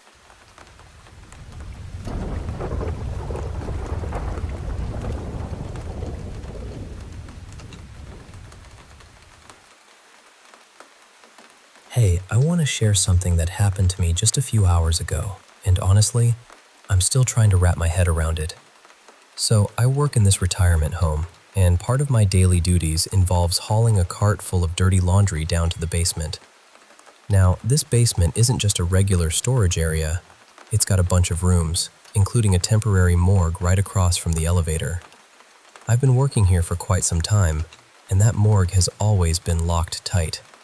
Nobody ever uses it, at least not since I've been around. Today started like any other day. The halls were quiet, the sun was shining bright through the windows upstairs, and I felt completely at ease heading down to the basement. I pushed my cart, the wheels humming softly on the tiled floor, and made my way to the laundry room. After dumping the dirty linens, I hit the elevator button, expecting it to come down quickly so I could head back upstairs. But the elevator didn't move. Now, the elevator doors are metal and pretty thick, but the space inside acts like this odd acoustic chamber. From the basement, I could hear two of my coworkers chatting inside, holding the elevator doors open on the floor above. Their voices floated down, clear as day, which was both reassuring and a little annoying since I was in a rush on this particularly busy day. I started tapping on the elevator doors, hoping to get their attention so they'd know I was waiting. At first, nothing. So I tried a little rhythm. Knock, knock, knock. Pause. Knock, knock. Thinking maybe a pattern would make them realize I was there. And then, something utterly bizarre happened. About 5 seconds after my last knock, I heard knocking back. It wasn't rhythmic or anything like I'd done, just random, sharp knocks against a solid surface. At first, I thought it was my coworkers playing some kind of joke, but the sound wasn't coming from the elevator. It was coming from behind me. I slowly turned around, my heart starting to race, and there it was, the source of the knocking noise. The morgue door. The basement was eerily quiet except for those knocks. The air felt thicker, colder even, and my mind raced with 1,000 thoughts. Was it some sort of prank? Or something else? I felt frozen in place, gripping the handle of my cart like it was an anchor.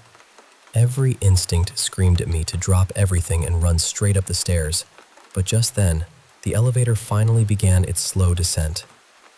The wait felt endless, the knocking from the morgue continuing sporadically, like some silent rhythm only I could hear. When the doors finally slid open, I practically threw myself in, mashed the button for the 3rd floor about 20 times, and let out a shaky breath as the doors closed behind me, sealing me away from that basement. I've been thinking about what could explain all this. Maybe the building's old pipes made noises that echoed strangely, or perhaps some animal was trapped inside the morgue. But I've lived in older buildings, and I've never heard anything that sounds like knocking on a door. Clear, deliberate knocks like that. So yeah, this was my first real brush with something I can only describe as paranormal. If anyone else has had experiences like this, or can offer any kind of explanation for what I heard, I'd really love to hear about it. Because honestly, that knocking from the morgue, it stuck with me, and I'm not sure I'll ever forget it.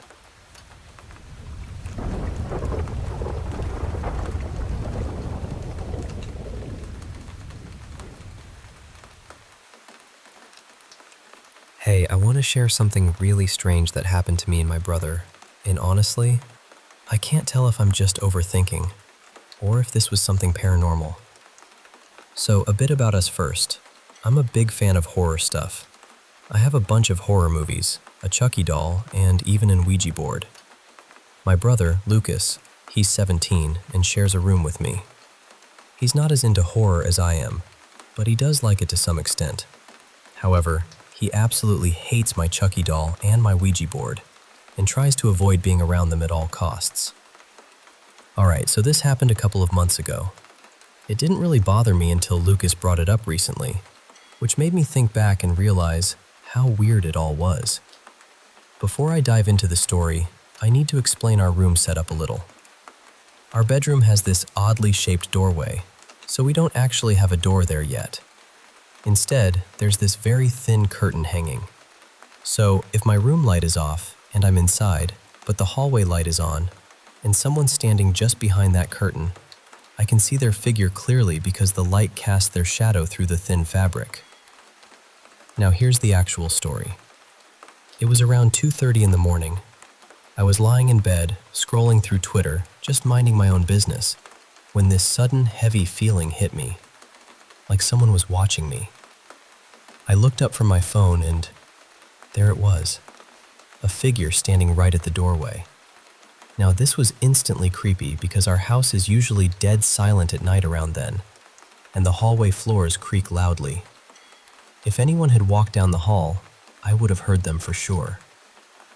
At first I thought it might be our mom. Sometimes she gets up late at night to use the bathroom and usually checks on us when she does. But this figure had curly hair, and none of us in the family have curly hair except for her. But the height didn't match. The figure was taller and didn't quite look like Mom. I stared at this shadowy figure for what felt like forever, maybe 10 minutes, and they just stood there, staring back at me. What made it so unsettling was that it felt like they could see me through the curtain, even though I couldn't really make out their face or any features clearly. After a while, the figure just turned around and walked straight into the bathroom next to our doorway. Now, believe me, I thought about getting up to check who it was, but honestly, that felt like a terrible idea. I mean, what if it wasn't someone I knew? I stayed frozen for a bit, then eventually decided to get up and check after a few minutes because no one came back out. When I peeked into the bathroom, it was empty. Nothing was out of place, nothing moved, everything was perfectly normal. So I went back to my room, wide awake, and just stayed up until the sun came up. Finally, I fell asleep, but I couldn't shake the creepy feeling. The next day, I told my parents about it. My mom said she wasn't up at that time and kind of brushed it off, saying it was probably just my imagination. But my dad was intrigued because he told me that the spare bedroom, the one that's locked up tight and nailed shut, was found open the next day after I had this experience. That really freaked me out a little. I didn't tell anyone else about this, just my parents and my girlfriend. Then, a couple of months later, Lucas randomly asked me if I had ever seen a figure or heard my name being called. I told him yes. I've had those experiences before. Then he started telling me about some weird things he's experienced too. He said he heard someone calling his name when he was home alone one day. He also said that once, when he was walking out of our bathroom, the door slammed hard behind him, like with force. And the nightmares? He said he's been having these intense nightmares about a shadowy figure he couldn't see clearly, but he knew it had curly hair. That part really freaked me out because I hadn't told anyone about the curly hair detail. It was like the same figure we both saw or felt was haunting us. Honestly, I don't know what to make of all this. There's no logical explanation that fits everything, especially what Lucas has been going through. I do believe in ghosts and paranormal things, so I'm leaning toward this being more than just coincidence. But I'm curious, what do you think? Are we just losing our minds? Or is something genuinely paranormal going on in our house? Thanks for listening to my story. It's been weighing on me, and just talking about it feels a bit like lifting some of the fear off my chest. Hey, I want to tell you about this strange and kind of terrifying day I had at a fair. Not just any fair, but one that felt like it was hiding something dark beneath all the lights and laughter. So it started with Ashley and me showing up at the games area. The guy running the strength test game let Ashley go first, and honestly, he seemed a bit embarrassed because he couldn't even get the weight halfway up. You could tell he wasn't used to the weight, or maybe just wasn't feeling it that day. Then it was my turn. I picked up this massive, oversized hammer. Probably way too big for me, but I just wanted to give it a go. I slammed it down with everything I had, and in my mind, I was smashing that masked face that had been haunting us all day. The bell rang loudly, echoing through the fairground, and both the guy running the game and Ashley just stood there, shocked. Me? I might be shorter than both of them, but years of heavy lifting at my old job, and now this one where I'm still carrying heavy things every day, paid off big time. Within minutes, Ashley had won himself this tacky hippo plush. His face was all flushed as he carried the ugly thing around, but he was smiling, and honestly, that was what mattered the most to me. We wandered through the fair, moving from one game to the next, and between some of the booths, I caught a glimpse of that masked creature again. It was just there, gobbling up another poor soul, and no one else seemed to notice the horror happening right in front of them. That moment was a cruel reminder of the fate that could be waiting for us by the end of the day. How could anyone possibly enjoy themselves with that thing lurking around? Ashley caught on that I was quieter, more tense, and we stopped by another game. This one was the water gun shooting game, but there weren't enough players to start. So Ashley, being the kind-hearted guy he is, paid for a few kids passing by to join in. I watched him with a small smile, trying to win at least one round. He laughed when others beat him, which felt so good to see. This was the same guy who'd been picked on all through high school, and now here he was, having fun and just being happy. I wondered how often he let himself feel that way. As the prizes started piling up, I think the guy running the booth gave Ashley what felt like a pity prize, a pink stuffed elephant that looked just as ugly as the hippo. Ashley took it happily and paid for a few more rounds to cover any random players who might come by. Then he walked over to me, 2 toys in hand, holding out the elephant with this huge smile. It was the biggest smile I'd seen from him all day, and I knew he'd gone out of his way to win something just for me, especially after noticing my mood. If it weren't for the distant screams echoing here and there, screams of someone being eaten, I would have thought this was one of the best days I'd had in a long time. Time passed, and the crowd slowly thinned out. You'd think people were just heading home, but I knew better.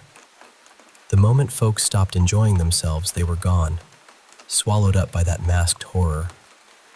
I have no idea how I managed to last the whole day, every second filled with this gnawing tension, knowing that creature could show up and take me at any moment. As the sun dipped below the horizon, there was an announcement for a fireworks show to end the night. Ashley got excited and hurried us to find a good spot. Not once did he talk about the friends he came with. I wondered if he even remembered them, or how many were left. He wasn't at any risk of being eaten, and honestly, I think he had more fun than anyone else there. I even heard him laugh a few times.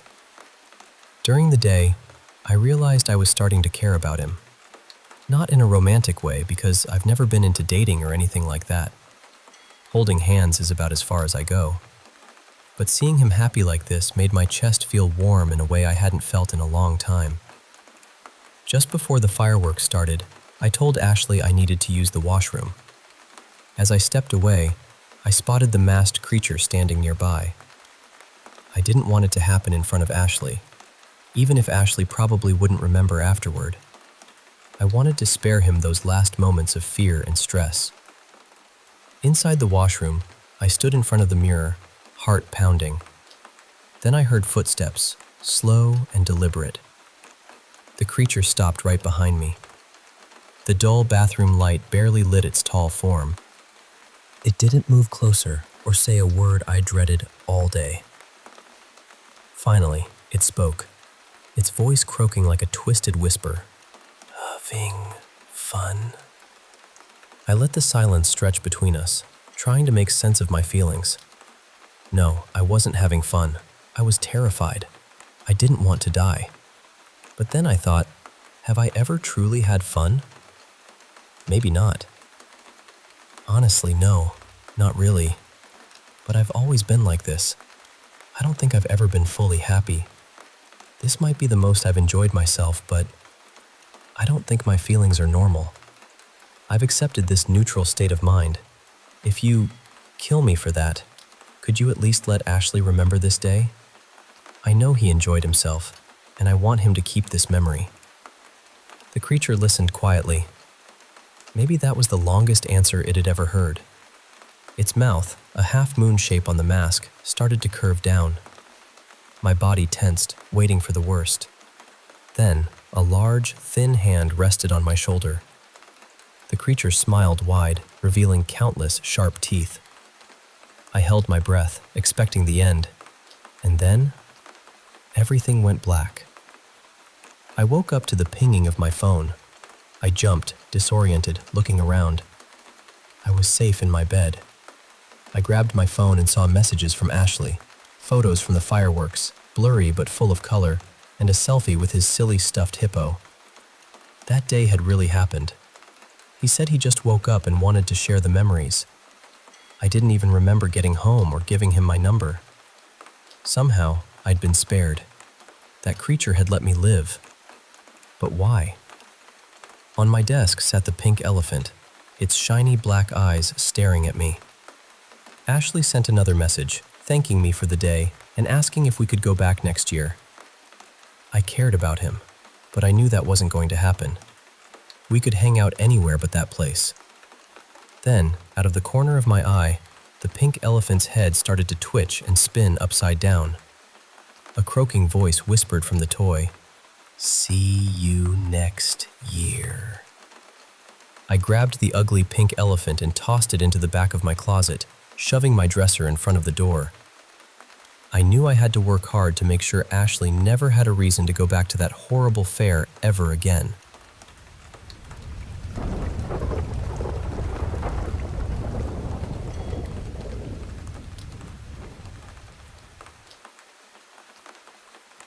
I've watched the footage more times than I can admit without sounding unwell. Not once or twice. Not just out of curiosity. I mean night after night, frame by frame, until the glow of the monitor felt burned into the backs of my eyes. And every time, the chair beside room 12 was empty. No visitor. No elderly woman in a black cardigan. No one sitting beside him. No one holding his hand. But I know what I saw. I was standing right there in the doorway with the ceiling light on, watching her lean close to a dying man's ear. I watched her whisper something to him, something I couldn't hear, but whatever it was, it made the fear leave his face. His hand tightened around hers. Then he took his last breath, looking almost peaceful. And after that, she turned toward me. Her eyes were completely black. No whites, no pupils, nothing human in them at all. Just two dark, still surfaces, patient and endless. Then she smiled. And then she was gone. That happened 4 months ago. Last night I passed the mirror in my hallway and froze. In the reflection, at the foot of my bed, there was a woman standing there. Black cardigan, white hair pulled back, completely still. And she was smiling. I work nights at Mercy General. Or I did. I'm not sure I can go back now. The overnight ward has a kind of silence most people don't understand. It isn't quiet exactly. There are monitors humming, ventilators breathing for people, shoes moving softly across the floor. But beneath all that, there's this feeling, like the whole place is holding its breath. I had worked there for almost 7 years. I knew every sound in that hallway. I knew when a machine was struggling before I saw the screen. I knew when a patient was awake by the way a room felt from the doorway. So believe me when I say this, I never heard her arrive. Not once. The first time I saw her, it was late October, just after 11. I was doing rounds when I noticed the door to room 12 was slightly open. That bothered me. The patient in that room, Alaric Vale, was one of our most critical cases. Organ failure. No next of kin, no family listed, no visitors. He had that stillness people get near the end, when the body seems to be waiting for permission to stop. I usually kept his door closed, maybe for privacy, maybe out of respect. I pushed it open quietly, and there she was, an elderly woman sitting in the chair beside his bed, small, straight-backed, dressed in dark clothes. A black cardigan buttoned up to her throat, heavy shoes, white hair pulled back tightly. She was holding his hand in both of hers. At first, I thought she had to be family. Sometimes people show up at night because daylight makes grief too real. So I checked his monitor from the doorway. His vitals hadn't changed. Then I pulled the door closed and wrote in the log that a visitor was present in room 12 around 11:10. She was there the next night too. Same chair, same posture, same stillness.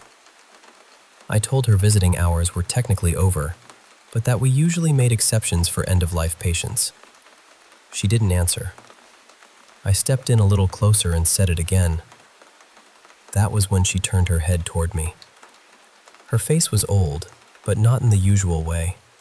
Not fragile, not soft. More like something worn smooth by time, like stone that had been touched by too many winters. She looked at me calmly, then turned back to Alaric without saying a word. I left her alone. I told myself she was grieving. I told myself there was nothing strange about it. By the 5th night, I mentioned her to one of the nurses at the front desk, Mara. I described her clearly. Elderly woman, black cardigan, white hair, room 12. Mara looked at me for a moment and said, "Nobody has checked in for room 12. Not tonight. Not any night." I checked the visitor log. Nothing. I checked with the day shift. No one. I pulled Alaric's file. No emergency contact. No known family. Admitted through county services. That night, I stood outside room 12 longer than I should have before opening the door. She was there again. This time, I walked in all the way. I left the door open. I turned on the overhead light. Alaric was lying there, barely breathing, the monitor drawing slow green lines beside him. The woman sat holding his hand. I said, "Ma'am, I need your name and your relationship to this patient." She didn't move. I said, "If you don't answer me, I'll have to call security." Then she turned. With the light on her face, I finally saw her eyes properly. They weren't dark. They weren't clouded. They weren't anything I could explain medically. They were completely black. Both of them. Flat and empty and bottomless. She looked at me like she had already decided something about me. My clipboard slipped right out of my hands and hit the floor. When I bent to pick it up, she had already turned back to him. Her lips were moving, barely, whispering something I couldn't make out, and Alaric's fingers were curled around hers. I left the room. At the nurse's station, I pulled his file again with hands that would not stop shaking. In his personal effects, there was a note about what had been found in his wallet when he was admitted. A transit card, a few dollars, one old photograph. I went to the belongings cabinet and found it. The photo was small, creased, almost gray with age. It showed a woman much younger than the one in his room, maybe 40. She was standing stiffly, dressed in clothes from another time. But it was her. There was no doubt. On the back, in faded handwriting, it said, "For Alaric. I'll come when it's time. M." I sat down right there in the supply room and didn't move for a long while. After that, I stopped going fully into room 12 unless I had to. I checked his vitals from the doorway. I told myself that whatever was happening between them wasn't my place to interrupt. Then, on the 9th night, just after midnight, his monitor changed. I called the attending physician and went straight to room 12. The door was already open. She was leaning close to him, closer than before, whispering quickly into his ear. And Alaric's face had changed. The pain was gone, completely gone. He looked like a man who had finally heard the words he had waited his whole life to hear. His hand gripped hers with a strength I didn't think he had left. Then the monitor flatlined. The room went still. She slowly straightened and turned toward me, and she smiled. Not cruelly, not angrily. It was the smile of someone who had kept a promise. Then she vanished. No footsteps, no movement, no door opening. Just an empty chair beside the bed. I checked the security footage the next day. I watched every recording from every night she had appeared. The camera had a clear view of that chair. It was empty in every single frame. I told myself it was over. I went back to work. I did my rounds. I wrote my notes. I kept my eyes forward. But I started checking chairs before entering rooms. I couldn't help it. And twice, in the months after Alaric died, I saw chairs that should have been empty, but weren't. Both times, I turned around and walked away. I didn't look at the faces, because I had learned something the night he died. She had smiled at me, not at the room, not past me, at me, like she recognized me, like she had written me down somewhere. I tried to convince myself that wasn't true. I told myself night shifts do things to people. Death does things to people. Hospitals do things to people. And for a while, I almost believed it. Until last night. I came home around 6 in the morning. The sky was pale. My whole body felt hollow from exhaustion. I made tea, but I didn't drink it. I stood in the kitchen for a while, just staring at the sink. Then I walked down the hallway toward my bedroom. I passed the mirror and stopped, because in the reflection, over my shoulder, at the far end of my bedroom, there she was, the woman from room 12, standing at the foot of my bed, not sitting, standing, black cardigan, white hair, hands folded in front of her. I turned around. The bedroom was empty. I looked back into the mirror. She was still there, only in the reflection. Then she slowly raised one hand and pointed, not at me, at my bed. I haven't slept since.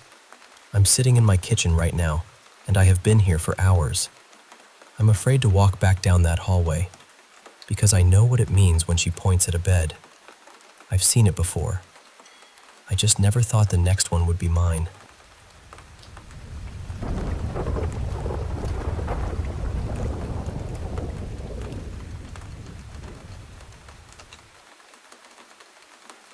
I guess this all starts when I was really little. Like, baby little. My parents and I lived in this old childhood home, and from the very beginning, strange things happened there. The first story they ever told me was from when I was still a baby. They were up late one night watching TV, just trying to relax, when they suddenly heard me scream. Not from my room, right behind their heads. They both jumped up and ran to check on me, but when they got to my crib, I was completely asleep. Peaceful, like nothing had happened. After that, things got quiet for a while. Not gone, exactly. More like the house was holding its breath. Then, when I was around 2nd or 3rd grade, everything started getting worse. I remember one night I slept over in my sister Lena's room. I woke up, or maybe I was already awake, and I saw this tall figure standing across from me. It had no head, just this dark, stretched-out body, perfectly still. At first, I tried to convince myself it was just something in my vision, like a floater or a shadow. But every time I closed my eyes and opened them again, it was still there. It didn't fade. It didn't shift. It just stood there. After that, we started hearing footsteps. At night, my mom would hear what sounded like me running up to the side of her bed, little feet rushing across the floor. But when she opened her eyes, nobody was there. Then one night, after she heard those footsteps, something whispered to her, "Hey, hey you," over and over again. Another time, my mom and I were downstairs together when we heard loud thumping from upstairs. It sounded like someone, or something, was jumping up and down over and over. Not a pipe, not the house settling. It had rhythm, weight. My mom also started seeing people in the house. One of them was this angry-looking man with curly hair and dark eyes. She never liked talking about him much, but I could tell he scared her. One of the worst things that happened to me was on the back stairs. I remember walking up them and suddenly getting this horrible feeling that someone was watching me from behind the door at the top. It was so strong that I froze for a second before opening it. and the moment I did, I felt this hard shove. Not like I tripped, not like I lost my balance. It felt like something pushed me with purpose. I fell down the stairs and hurt my neck pretty badly. After that, I couldn't shake the feeling that whatever was in that house wasn't just trying to be noticed. It wanted to hurt me. But the thing that still bothers me the most happened with this old shelf. My mom and I had primed it downstairs one day. We left it there to dry and went upstairs for a few hours. Later, my mom went down to check on it.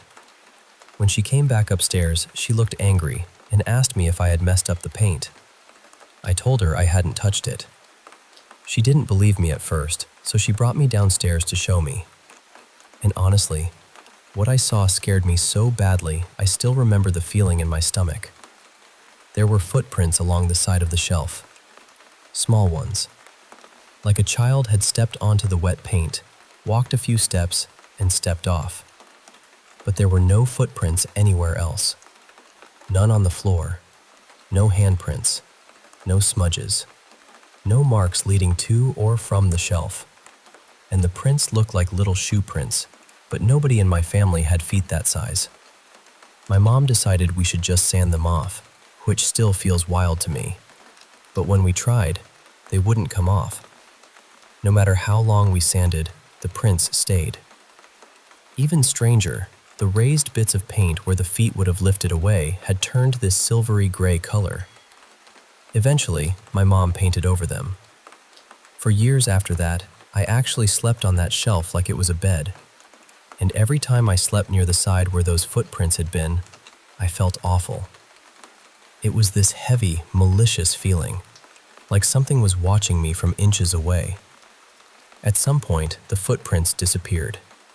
I still have the shelf now. I use it for little trinkets and figures, and you would never know anything had ever been there. The only proof we had was on my parents' old flip phone, in pictures that are probably lost now. The thing is, after years of peace, things have started happening again. Last summer, I went into the kitchen around 3 in the morning to get a snack. Out of nowhere, I heard this bell sound. It rang again and again, clear enough that my dog perked his ears up and looked toward it. That made it worse somehow, because it meant I wasn't the only one hearing it. Since moving out of my parents' house, I keep seeing tall, dark figures. Sometimes they're behind me. Sometimes they're standing in doorways. Once, I saw this tall, white figure rush toward me at an impossible speed. It happened twice. Both times, the second I turned my head to look at it directly, it vanished. I've also been hearing little sounds from my shelf, like the things on it are moving by themselves. A few months ago, I was arguing with my partner, and as I stormed out of the room, 3 of the figures on my shelf suddenly flew off behind my head. That really shook me, because this doesn't feel random anymore. It feels like whatever this is has been around me my whole life. It comes in waves. Sometimes everything is calm, and I can almost convince myself it's over. Then it starts again, like it has been waiting. I don't really know what it is. I don't know why it keeps happening to me. But I know it feels like something followed me out of that house.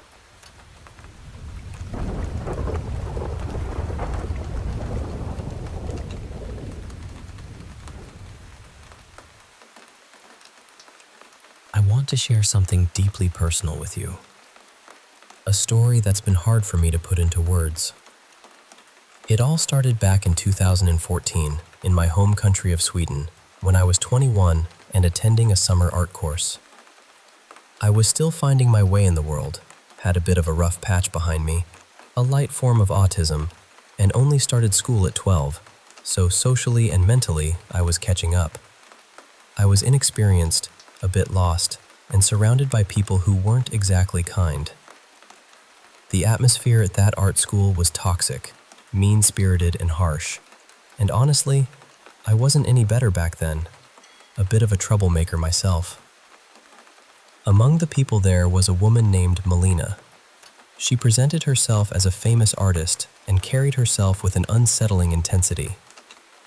One day, she clashed with a teacher over some acrylic paint that was about to be thrown away. She claimed ownership of it, even though it was just leftover paint.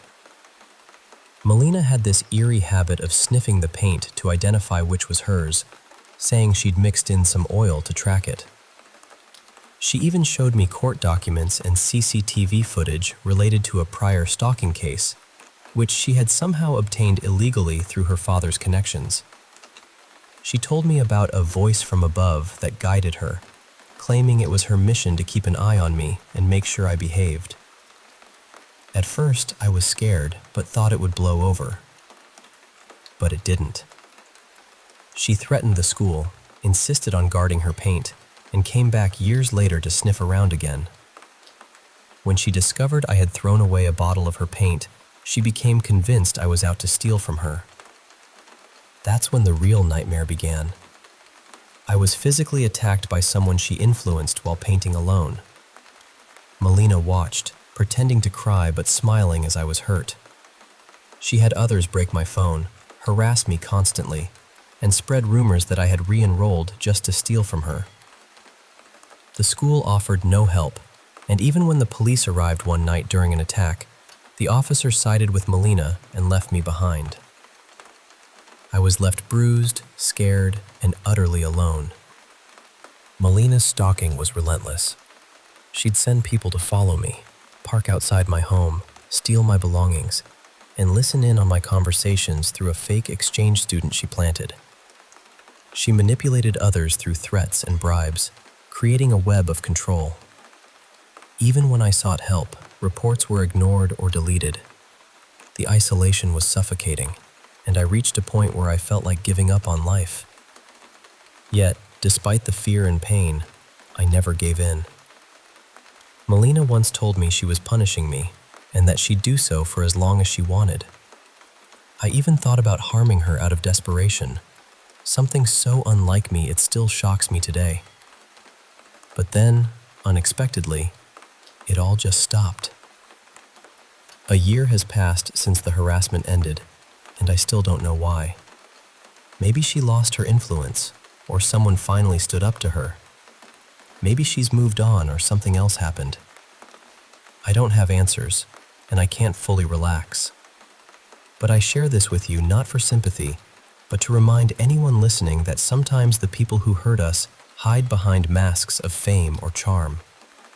And sometimes, the hardest battles are the ones fought in silence. To Melina, if you're out there, let's not meet again.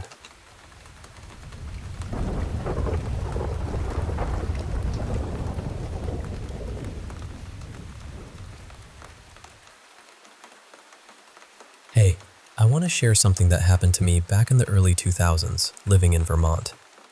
At the time, I was stuck in a pretty rough spot, living in a rundown place where people were constantly coming and going, doing drugs and all sorts of shady stuff.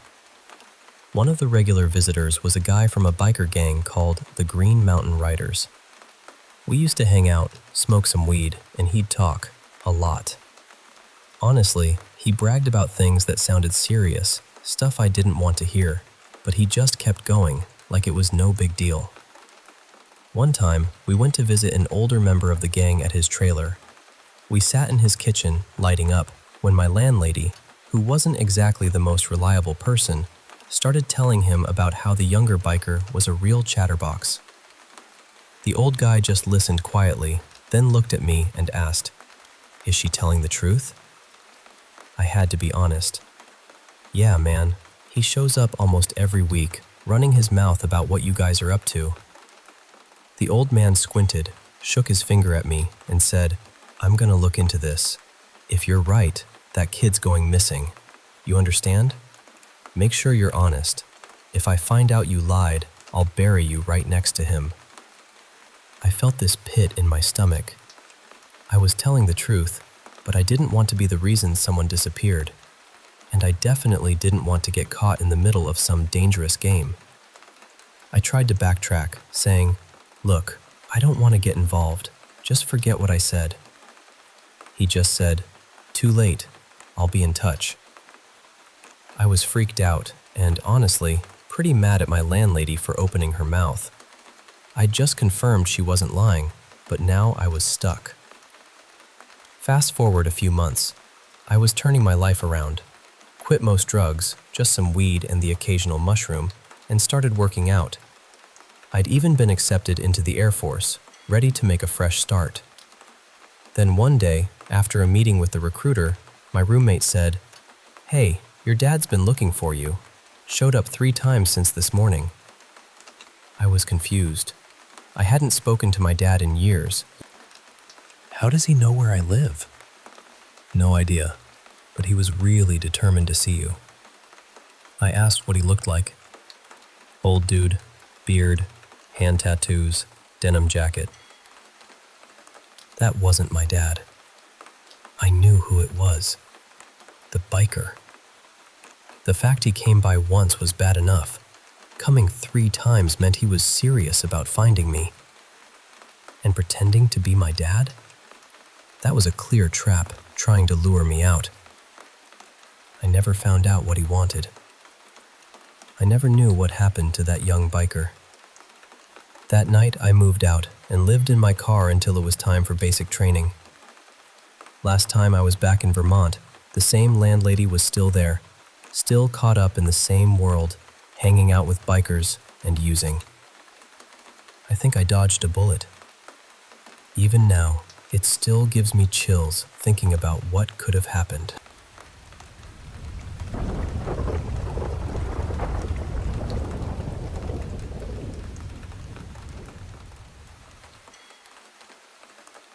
Years ago, I was home alone one evening. My mom had taken my little boy with her, and my husband at the time was working late, so it was just me in the house. No roommates, no visitors, no pets, nothing like that. I was in the computer room, which was all the way at the end of this long hallway. I remember being on the computer, chatting with a few friends while we played a game, just having a normal, quiet night. Then I heard the front door open. Not a creak, not a little house-settling sound. It sounded exactly like someone had opened the door. So I got up and walked down the hallway, because the hallway led straight to the front door. I looked around, and there was no one there.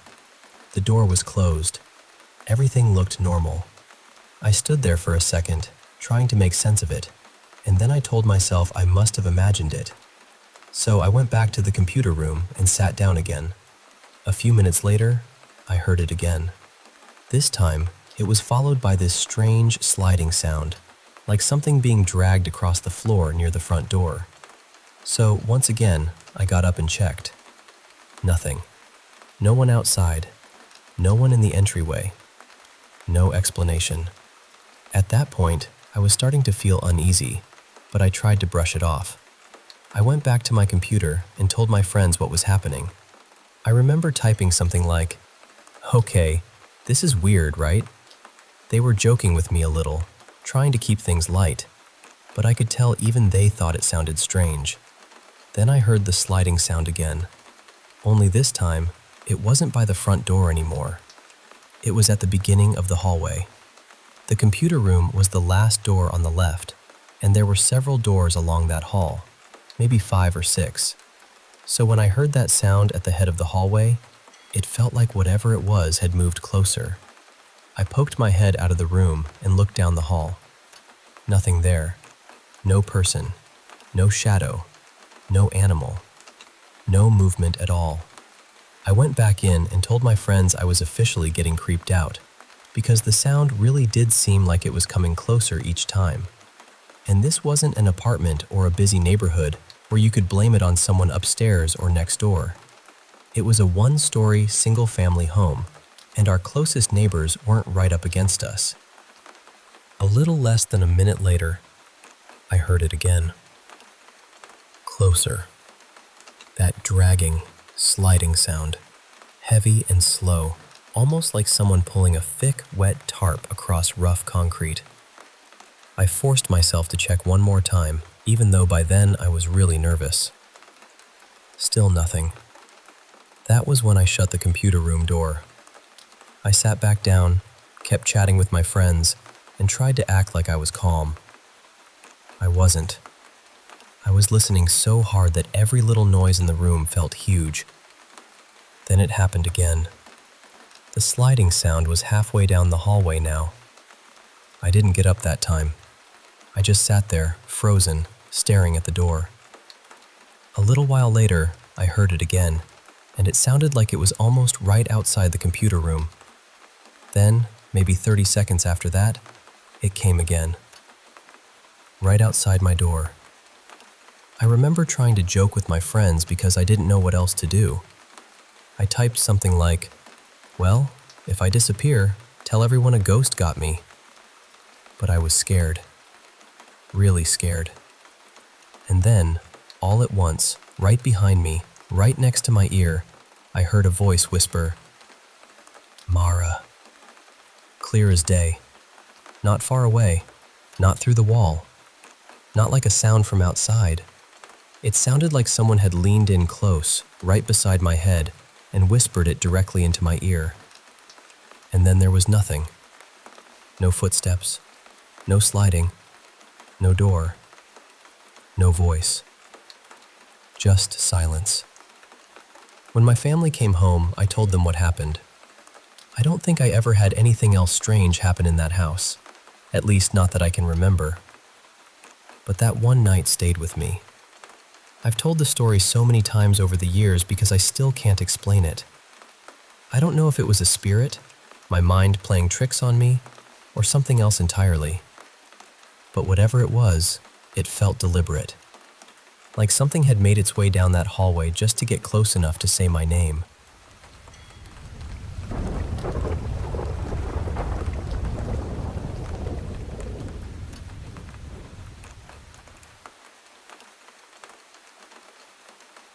I was about 6 years old when I went with my parents to visit my grandfather and his second wife out in the countryside.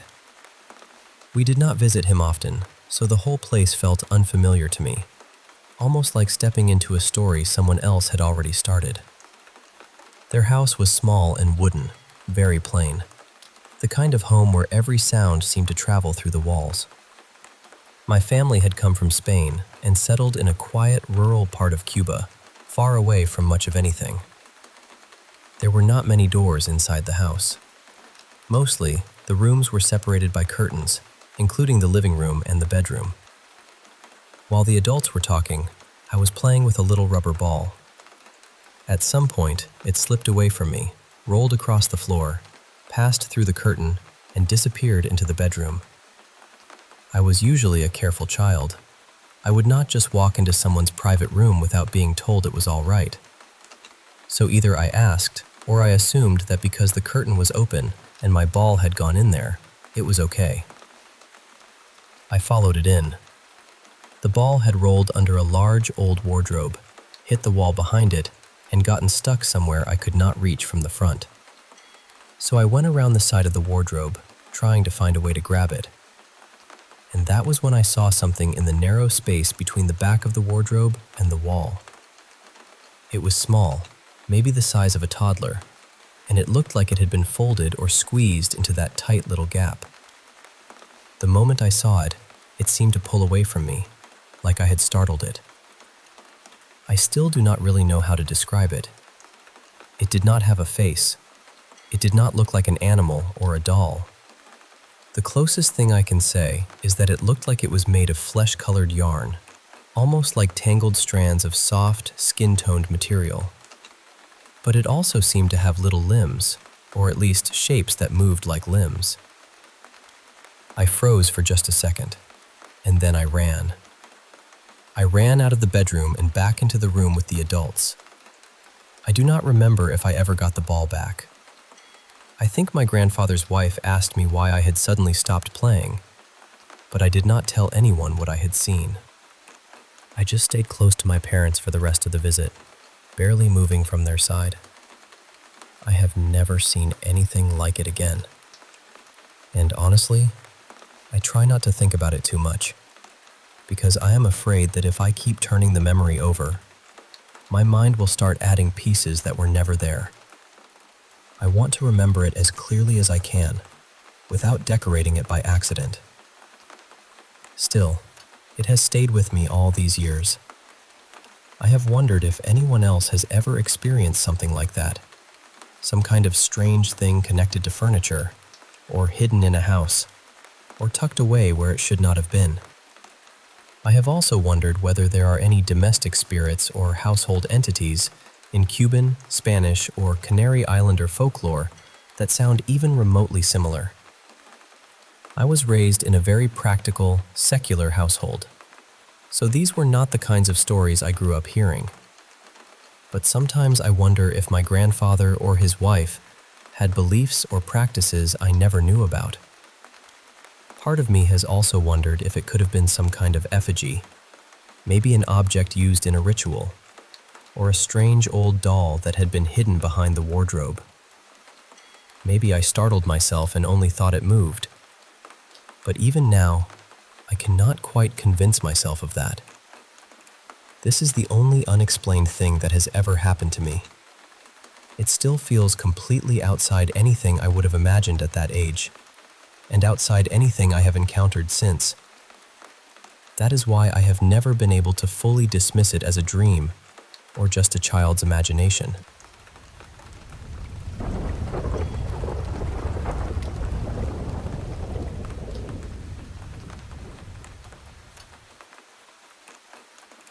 I had just gotten out of the Marine Corps in January of 2026, but this happened back in May of 2022 while I was still in. At the time, I was at Camp Geiger, and inside Camp Geiger there's this smaller training area called Camp Devil Dog. That's where the last couple weeks of MCT, Marine Combat Training, take place. It's not a huge area, but at night, it feels a lot bigger than it is. The woods get dark in a way that almost feels heavy. I was assigned fire watch sometime around midnight to 2 a.m., give or take. I remember waking up to my alarm, dragging myself out of the rack, grabbing my gear, and heading out like it was just another miserable watch. There was this little guard post out there, and the inside of it was covered in all kinds of messages people had written over time. Some of it was dumb Marine humor, some of it was crude jokes, and some of it was genuinely unsettling. Stuff about ghosts, voices, things watching you, and a few mentions of a lady in white. Now, the White Lady is a pretty well-known ghost story around that area, but mostly closer to the gates of Camp Lejeune, not really where we were. So I didn't think much of it. I figured it was just the usual spooky graffiti people leave behind to mess with the next guy. But when I got to the post to relieve the Marine on watch, he was visibly shaken. I mean, he looked terrified. He told me he had seen a woman standing in the middle of the road. She was wearing a white dress, and he said she didn't have any clear facial features. No eyes, no mouth, nothing he could really make out. Just this pale figure standing there, watching him. He was trembling, and I could tell he wasn't just messing around. He was close to crying, honestly. So I made a bad call and left my pack behind at the post while I walked him back to the squad base. I told his rackmate to keep an eye on him, made sure he wasn't alone, and then headed back to the guard post by myself. When I got back, my pack wasn't where I left it. It was sitting about 10 feet away, right in the middle of the road. At first, I told myself a combat instructor had moved it. That made the most sense. They loved messing with students, especially when people were tired and already on edge. So I picked it up, brought it back, and tried to settle in. For the first 30 minutes or so, everything was normal. Quiet, dark, boring. Exactly what watch usually is. Then I heard rustling coming from the tree line to the left of the guard post. Again, I assumed it was a combat instructor trying to get a reaction out of me, so I locked in. I stood up straighter, tried to look alert, acted like I wasn't bothered. The rustling kept happening off and on for maybe 10 or 15 minutes. Eventually, I convinced myself it was probably wildlife. Raccoon, deer, something like that. So I relaxed a little. Then, I heard giggling. Not loud laughter, more like someone trying to hold it in. Little bursts of stifled laughter coming from the dark. That was when my stomach really dropped. A little while after that, I heard a woman's voice. She sounded frantic, like she needed help, and she was calling for me. But here's the part that still bothers me. She used my first name, not my last name, not Marine, not anything someone out there would normally call me. My first name. For the next hour, that voice kept calling from the woods, asking me to come help her. At first, she sounded scared. Then she sounded impatient. Then angry. Like whatever was out there was getting frustrated that I wouldn't move. I never saw anyone. Not once. But I know what I heard. And just talking about it still gives me goosebumps. Toward the last 30 minutes of my watch, I heard something I can only describe as an inhuman screech. It came from maybe half a mile down the road. The closest thing I can compare it to is one of those ringwraith screams from Lord of the Rings, just sharp and wrong and way too loud for the distance. Right after that, I heard footsteps. Fast footsteps. They were moving around me, behind me, off to the side, everywhere at once. It sounded like something was circling the post, but I still couldn't see anything. Nothing in the road, nothing in the trees, just movement and sound all around me. At that point, I was holding my rifle like it was the only solid thing left in the world. I was trying to stay as still and hidden as I could, even though I knew I was supposed to be on watch. I wasn't thinking about being tough. I was thinking, do not move, do not answer, do not follow that voice. Then, just like that, everything stopped. The rustling, the footsteps, the voice, gone. I sat there frozen, gripping my rifle, hoping my relief would show up early. He did not. He actually showed up late. When he finally got there, he apologized, and all I could say was, "You're good, man." Then I got out of there as fast as I could and went straight back to the squad bay. I didn't sleep the rest of that morning. Later on, I found out that encounters like that were apparently pretty common out there. People had stories, a lot of them. Even one of my combat instructors said he had seen the apparition during a previous training cycle. So yeah, that's the story of why I will never laugh at the Camp Devil Dog ghost stories again.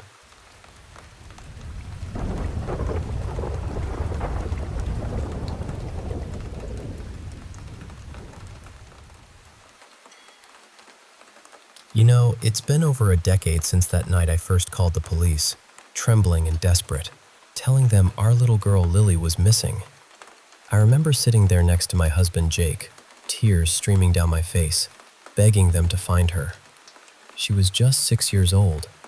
Only a few hours had passed, but in our quiet town, that was enough to know something was terribly wrong. Everyone knew each other, and for the most part, life was peaceful. So how could this happen? The officers came quickly, and when they saw how scared we were, they started to worry too. Our home sat on a big piece of land, right at the edge of the woods. A place we'd chosen for the fresh start we wanted when I got pregnant with Lily. Jake and I dreamed of that classic life. You know, white picket fence and all. Some folks might think living so close to the woods was risky or scary, but not us. We took family walks there often, and Lily loved exploring those trees. She knew the woods like the back of her hand. So when she disappeared, the woods were the first place we searched. We threw everything into finding her. Search parties, combing through every inch of the land. But we found nothing. No footprints, no clothes, no sign of her anywhere. It was like she vanished into thin air.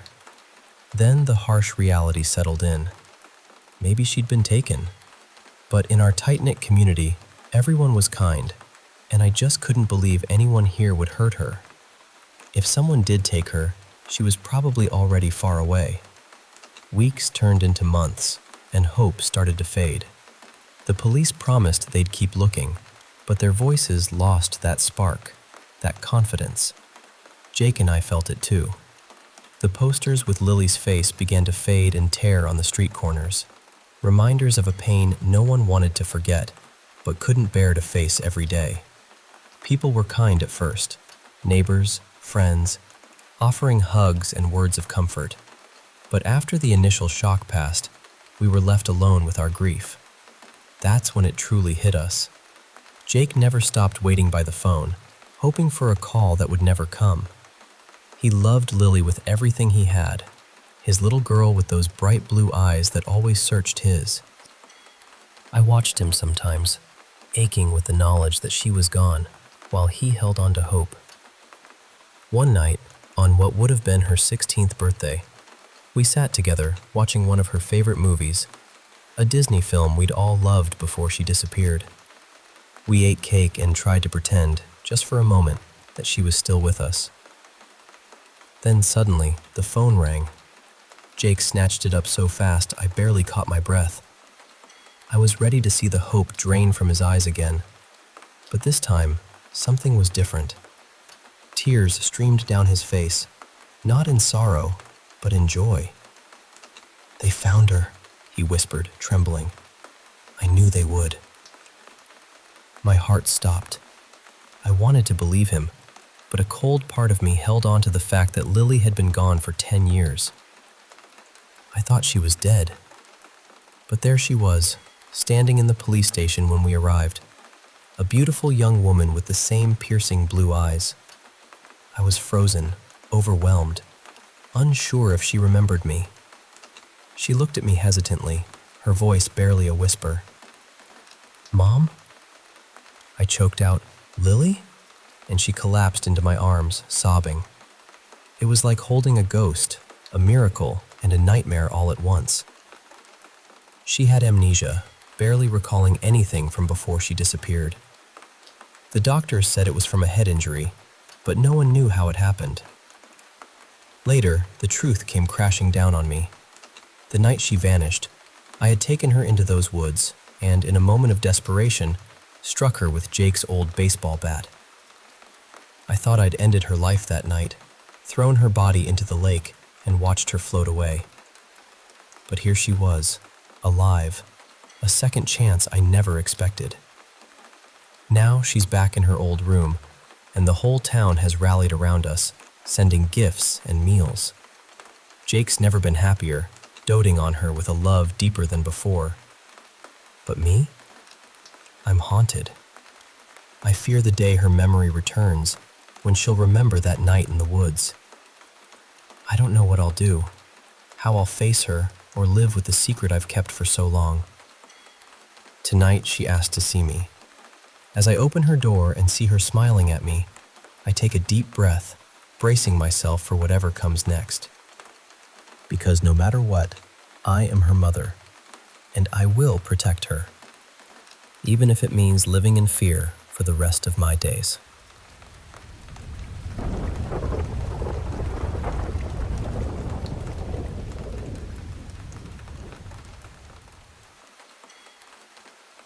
Hey there.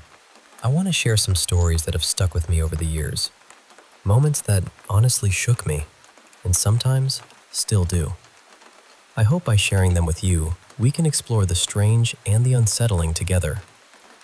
First up, let me tell you about a place from my childhood, a rundown farmhouse way out in southern Ohio. Back in '88, my family grew by one, my little brother Victor. Our tiny rented apartment was bursting at the seams with 2 little kids, so my parents took a chance on this old 2-story farmhouse sitting on 7 acres of quiet land. It was so far from town, nearly an hour's drive, and the house itself? Well, let's just say it had seen better days. I remember the very first time I saw that house. I was terrified.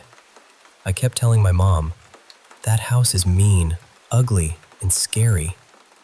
It was so unlike me to be that scared, but after a few weeks, I stopped complaining. The kitchen had an old wood-burning stove that had caught fire before we moved in, leaving a charred wall and a locked room upstairs that no one was allowed to enter.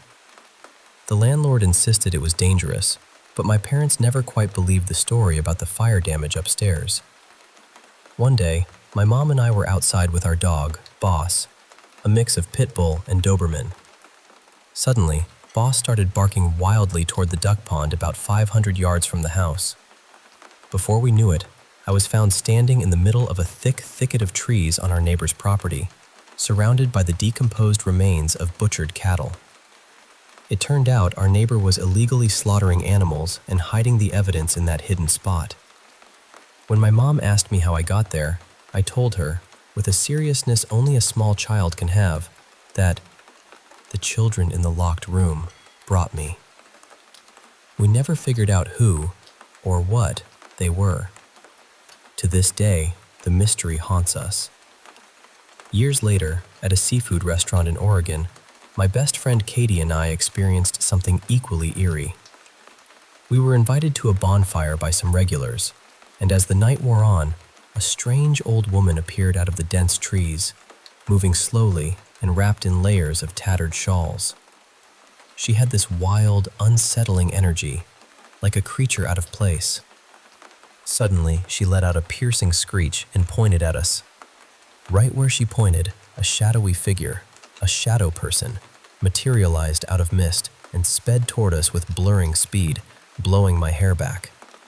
Katie and I were frozen in shock. The woman disappeared into the woods, and we never saw her again. Have you ever heard of shadow people working with living humans? Because that night, it felt like we witnessed just that. Now, shifting gears to the early days of the internet, I had a terrifying experience with a guy named Corey. I was 15, dabbling in chat rooms on AOL, when he started messaging me out of nowhere. At first, it seemed innocent, but soon he knew too much. My full name, where I lived, even my parents' names, and it felt like he was watching me. He called and sent messages that made me feel unsafe. I blocked him repeatedly, but he kept coming back with new accounts.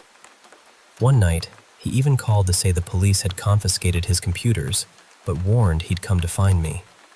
I was scared, but grateful to have the sense to protect myself. 20 years later, I still wonder where Corey is now.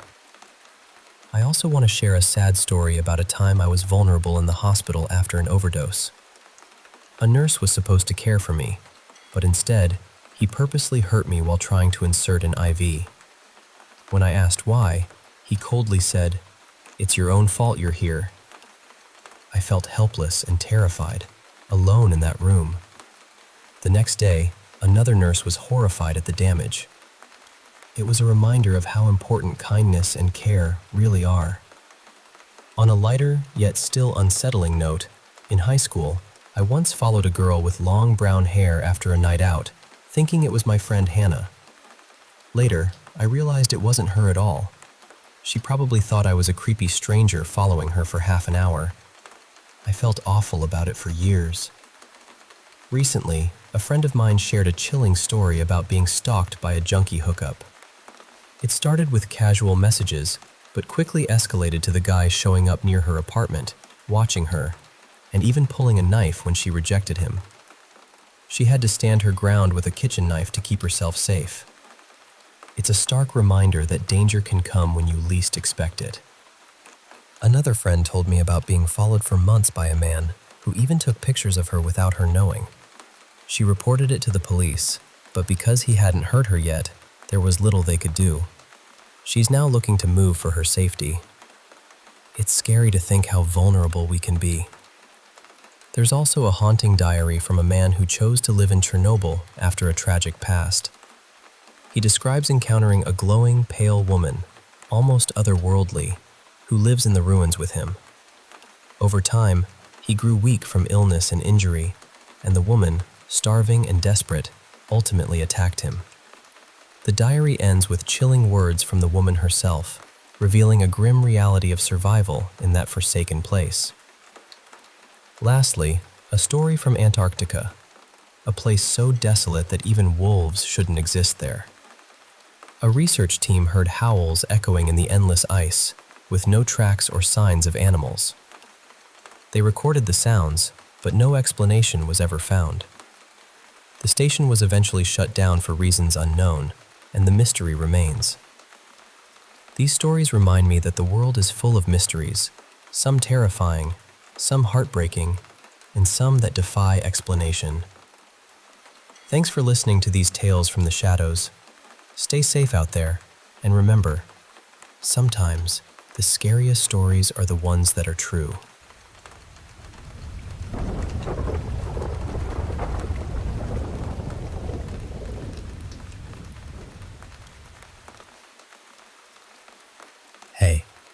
need to tell you a story. One that's been eating away at me for a while now. It's about a night that changed everything, and I want you to hear it straight from me, like I'm sitting right next to you. So my dad, let's call him Jack, he's this tough, no-nonsense guy. One night, out of nowhere, this man appears on the road. It's dark, and Dad just tells me, clear him off the road. But then, he pulls out this old hunting knife from under the seat and hands it to me. Says something like, "This is my territory, son. If you don't follow the rules, well, it's back to 1776. I was scared, confused, but I knew better than to argue. The man on the road was still breathing when I stood over him, hiding the knife so he wouldn't freak out. Suddenly, he pulls out his phone. I thought he was calling for help, but the moment he showed me a picture of his wife and kid, a shot rang out. His head just exploded. It was Dad. He thought the man was about to call the cops, but honestly, I don't get upset over stuff like that. Still, as the man twitched his last, I couldn't help but think, poor guy. Dad scalped him right there, washed his hands in a nearby creek, and told me to take the wheel. We barely got away before a cop showed up, lights flashing, chasing us down. We ditched the car and ran through thick woods until we found this old, abandoned house. I wasn't sure I wanted to be there anymore. The place was eerie, broken windows, rotting wood, and then Dad grabbed me, threatening me if I tried to back out. Just then, a car rolled up the driveway. We went inside, and I saw a naked figure sprint up the stairs.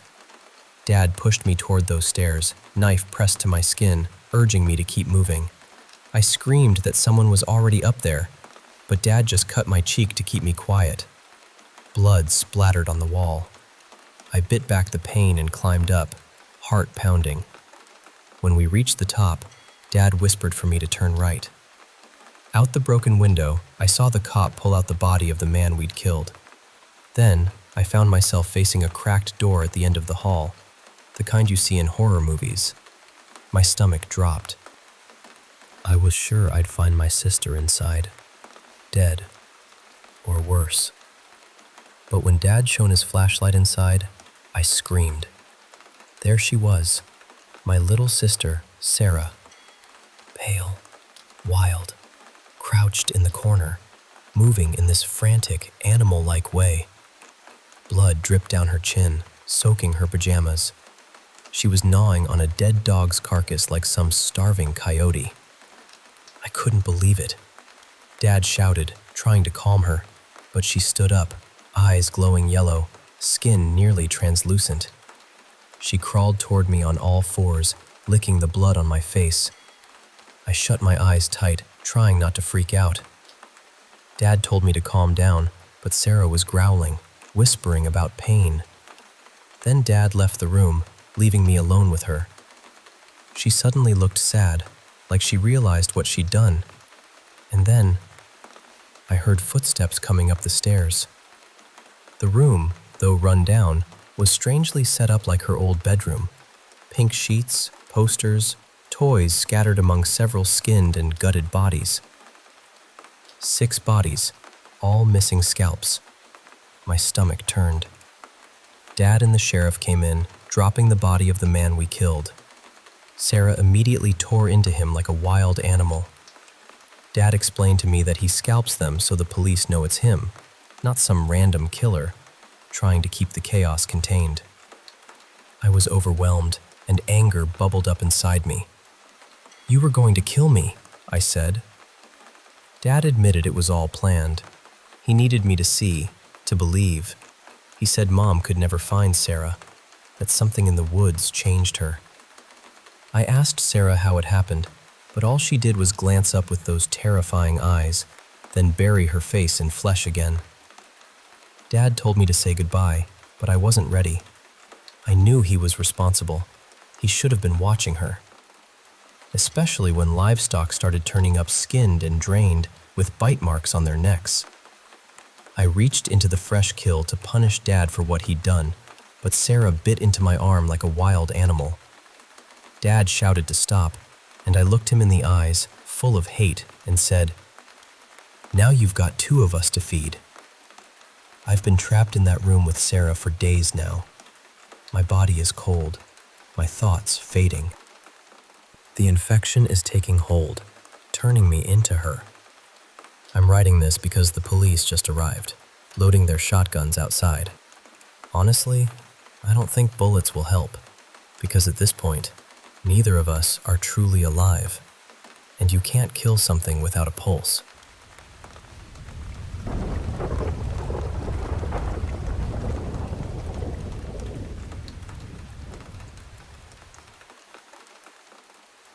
Hey, I want to share something that happened to me a while ago. Something that shook me to my core. So, we had this young babysitter, Ellie, who was a neighbor's kid, about 16. We felt comfortable leaving our son, Max, with her for the evening. Max is 10, pretty savvy with his phone, so we gave him one just in case he needed to reach us. Well, that night at 9:05 p.m., my phone buzzed with a message from Max. "Dad, Ellie left, and there's a strange man here now." My heart just stopped. I dropped my fork, grabbed my keys, and told my wife we had to go. No time for dinner.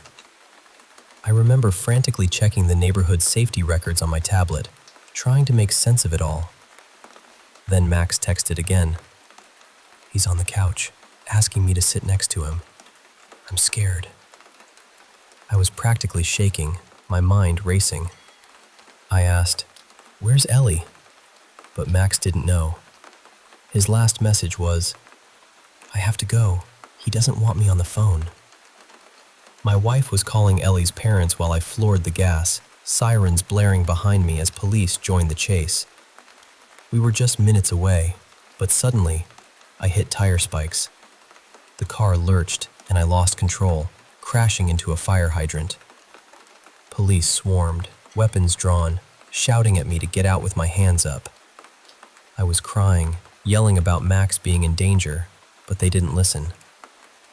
Then I realized I wasn't even in my car, or at least not mine. Confused, scared, I couldn't remember whose car it was, or even the man I'd hurt trying to escape. I was in a hospital, but not for the crash injuries. I'd broken into our old home, believing Max was still inside, and nearly hurt someone living there now. It hit me then. This was all a breakdown, a mix of memory and fear. The doctors told me I was struggling with guilt, and the hardest part, they asked if I knew where my family was.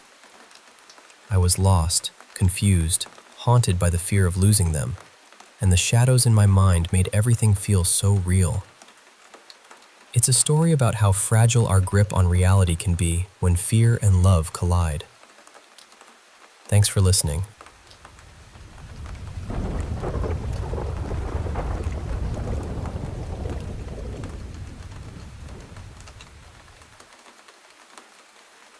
Hey, I want to share a story from when I was about 9 years old. Our little town had this summer festival every year, full of the smell of funnel cakes and the sound of carnival games, with those old-fashioned rides that creak and groan, making you wonder if they'll hold up till morning. This one year, something felt different. There was this performer, a man on stilts, who gave me the creeps. There's just something about the way they move that's kind of eerie, you know? The festival wrapped up around 10 p.m. that night, and we headed back to our farmhouse, which sat right next to a big open field. It was late summer, just weeks before the harvest. I usually hit the hay around midnight, but before that, I let our dog Bruno out for one last bathroom break. He barked a couple of times, probably at some critter out in the dark. Just as I was about to bring him inside, I heard this strange sound coming from the edge of the field. It was like the rustling and snapping of stalks, corn stalks being crushed, one after another, in a slow, steady rhythm. I called out, "Hello?" And the noise stopped right away. That sudden silence, it sent chills down my spine. I flicked on the floodlights, but I couldn't see a thing beyond their glow. Then, the sound started up again, but this time, it seemed farther away. But what really got me was this odd, haunting melody that played along with it. A slow, eerie tune that stuck in my head. I grabbed my flashlight and headed toward the barn to turn on more lights. Then I saw it, a tall shadow standing just at the edge of the trees. But it wasn't any regular person. This thing was at least 14 feet tall, with long, thin limbs, a tiny head, and arms that looked too short for its height. I took a cautious step closer, hand on my pocket knife, flashlight shining right at it. And then I realized it was that man on stilts from the festival. But this time, his face wasn't painted. No bright colors, just a long, tangled gray beard. His eyes were hidden in shadow, and I didn't want to see them. I called out, voice shaking, "What do you want?" He didn't answer. Instead, he started humming that same strange tune again, something like, "Oh, wee, oh, whoa, oh," over and over, like something out of an old, spooky story. Then he slowly turned and walked away, his stiff-legged stride moving deeper into the woods beyond our field. That was the last night of the festival. School started in a couple of days, and when I told my parents, they just laughed it off, thinking I was making it up. I asked around town, but no one knew who he was or where he came from. Life went back to normal, but a few years later, I heard those same sounds again, crunching corn stalks and that weird melody, right around the same time of night. I turned on all the floodlights and ran out to the field. In the moonlight, I saw the silhouettes of trees, but one looked strange, taller than the rest, with only 2 branches stretching out like arms. This time, I didn't go any closer. Some things are better left unknown.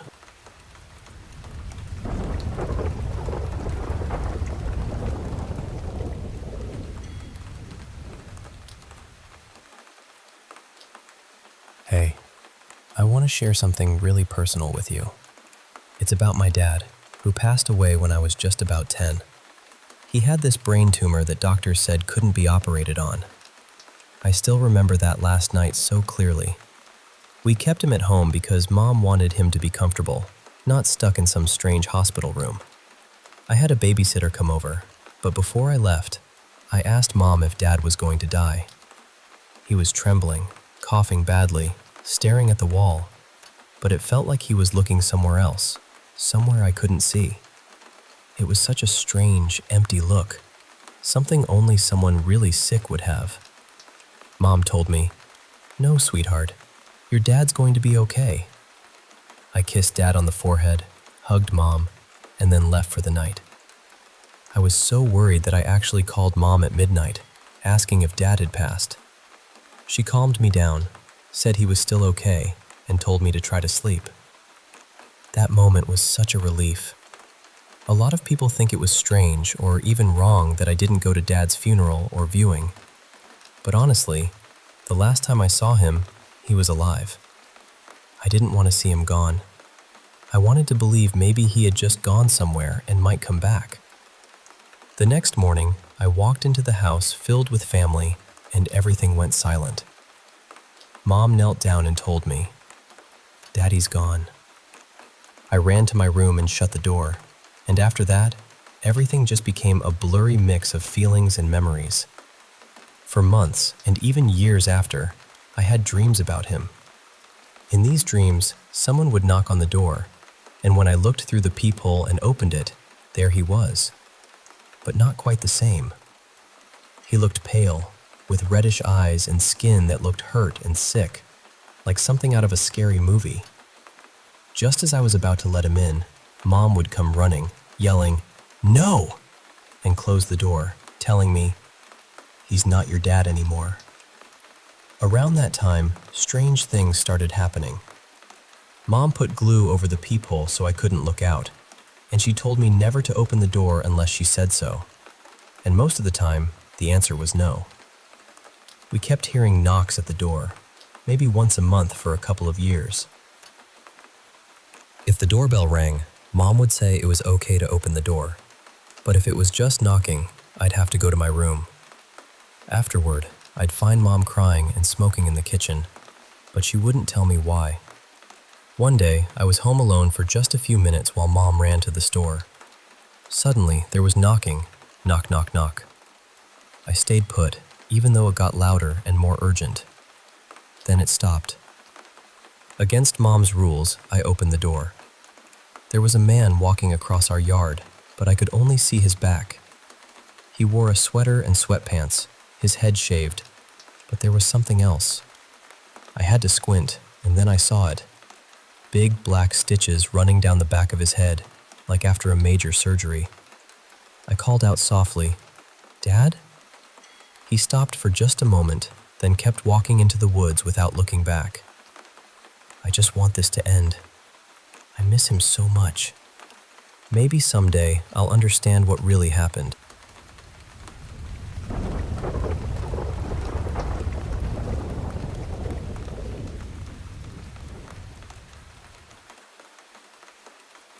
Hey, I want to share something that happened back in 2014 that really shook me to the core and changed how I see things, especially when it comes to the spiritual side of life. My wife, whose name is Clara, usually leaves for work early, around 7 in the morning, and I often don't get home until the wee hours, like 3 or 4 a.m. So I tend to sleep late into the afternoon. One Wednesday, I woke up feeling her warmth next to me, lying on her side facing me. At first, I thought it was early morning, maybe 6 a.m., so I closed my eyes to drift back to sleep. But something felt off. She wasn't breathing like she was asleep. No deep, steady breaths. I didn't think much of it then and fell asleep again. Then I woke up again, and she was even closer, her breath quick and shallow right by my ear, almost panicked. Her head was on my pillow, not hers, which was unusual because she always sleeps on her own side facing away. Still groggy, I glanced at my phone. 2:17 p.m. I rubbed my eyes and looked directly at her. But what I saw stopped me in my tracks. Clara was staring right at me with these enormous, fully dilated black pupils. Her irises were completely dark. Her mouth was open, drool soaking the pillow beneath her chin. And her breathing was labored, like she'd been running for miles. I was terrified. I threw off the covers and jumped out of bed, my heart racing. As I moved toward the door, she remained perfectly still, but those black eyes followed me around the room, filled with a kind of silent fury that sent chills down my spine. I circled back to her side of the bed, noticing her body was unnaturally rigid, almost like rigor mortis. When I reached out to touch her, a low growl came from her throat. I called out to her gently, "Clara, are you okay?" But all I got was that eerie growl.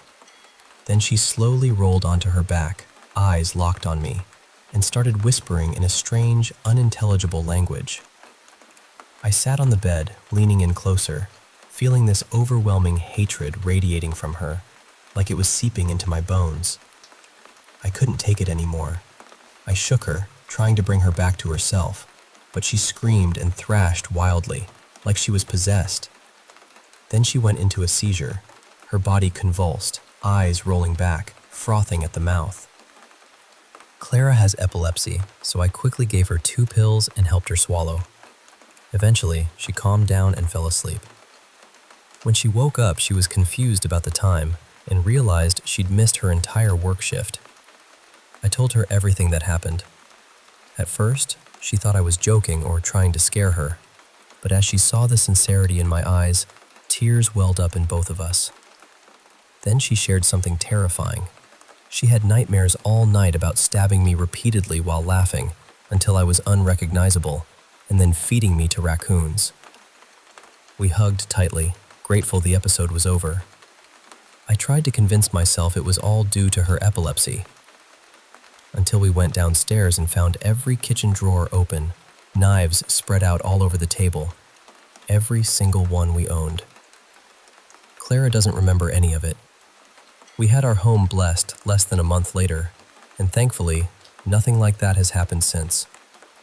But I still shudder thinking about the fact that while I was asleep, she must have physically left the room, taken out all those knives, and then returned to lie beside me, staring with those terrifying eyes for who knows how long.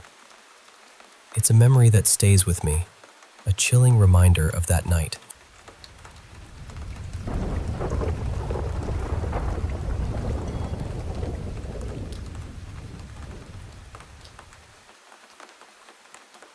Before anyone writes this off as a kid making something up, I need to explain something about my daughter.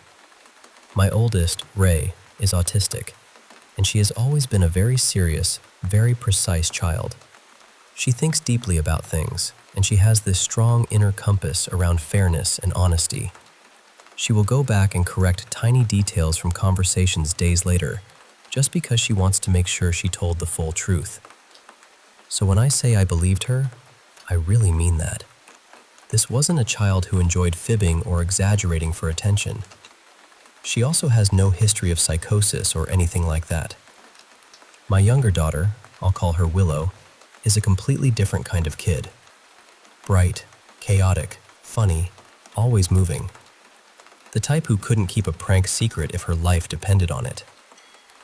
One afternoon, I was relaxing in my bedroom when Ray suddenly burst through the door. She looked terrified. Not just startled, but genuinely shaken. Her body was tense, her eyes were wide, and she looked like she was about to cry. She started telling me, all in one breath, that she had seen Willow under her bed. But not just Willow. An unmoving version of Willow. She said she had gone into her room to grab her rollerblades from under the bed. When she lifted the blanket to look underneath, Willow was crouched there, staring out at her. Ray said she wasn't moving. She wasn't blinking. She wasn't answering. At first, Ray thought Willow must have been playing a trick on her, so she kept saying, "Willow? Willow, what are you doing?" But the little girl under the bed didn't react at all. That was when Ray panicked, because she knew Willow had been in the living room. So Ray ran out of her bedroom and checked, and sure enough, Willow was sitting in the living room, watching TV like nothing in the world was happening. That was the part that really unsettled her. She kept saying, "Then who was under my bed?"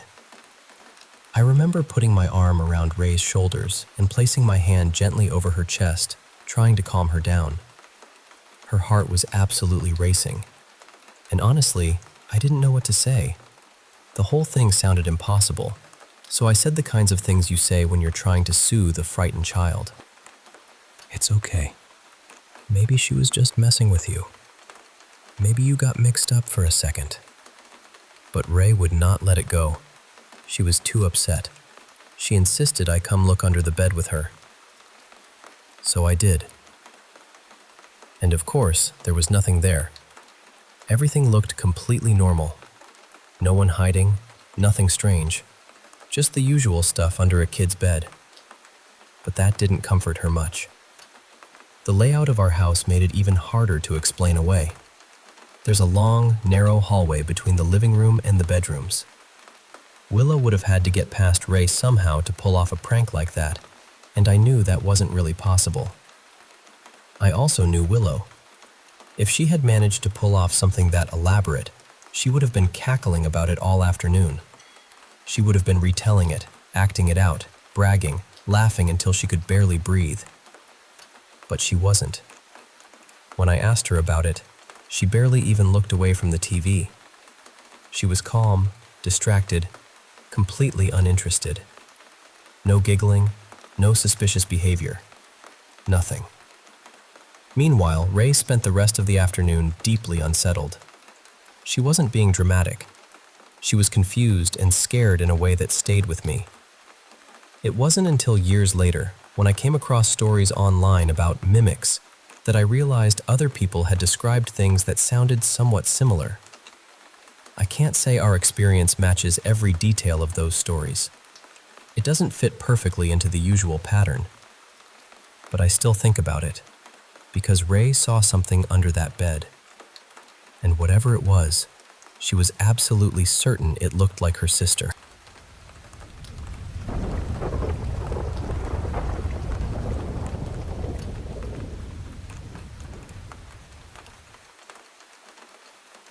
This happened when I was around 16, maybe closer to 17.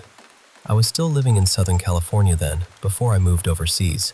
and I grew up in that area, so everything about the place felt familiar to me. It wasn't some abandoned road or creepy old building.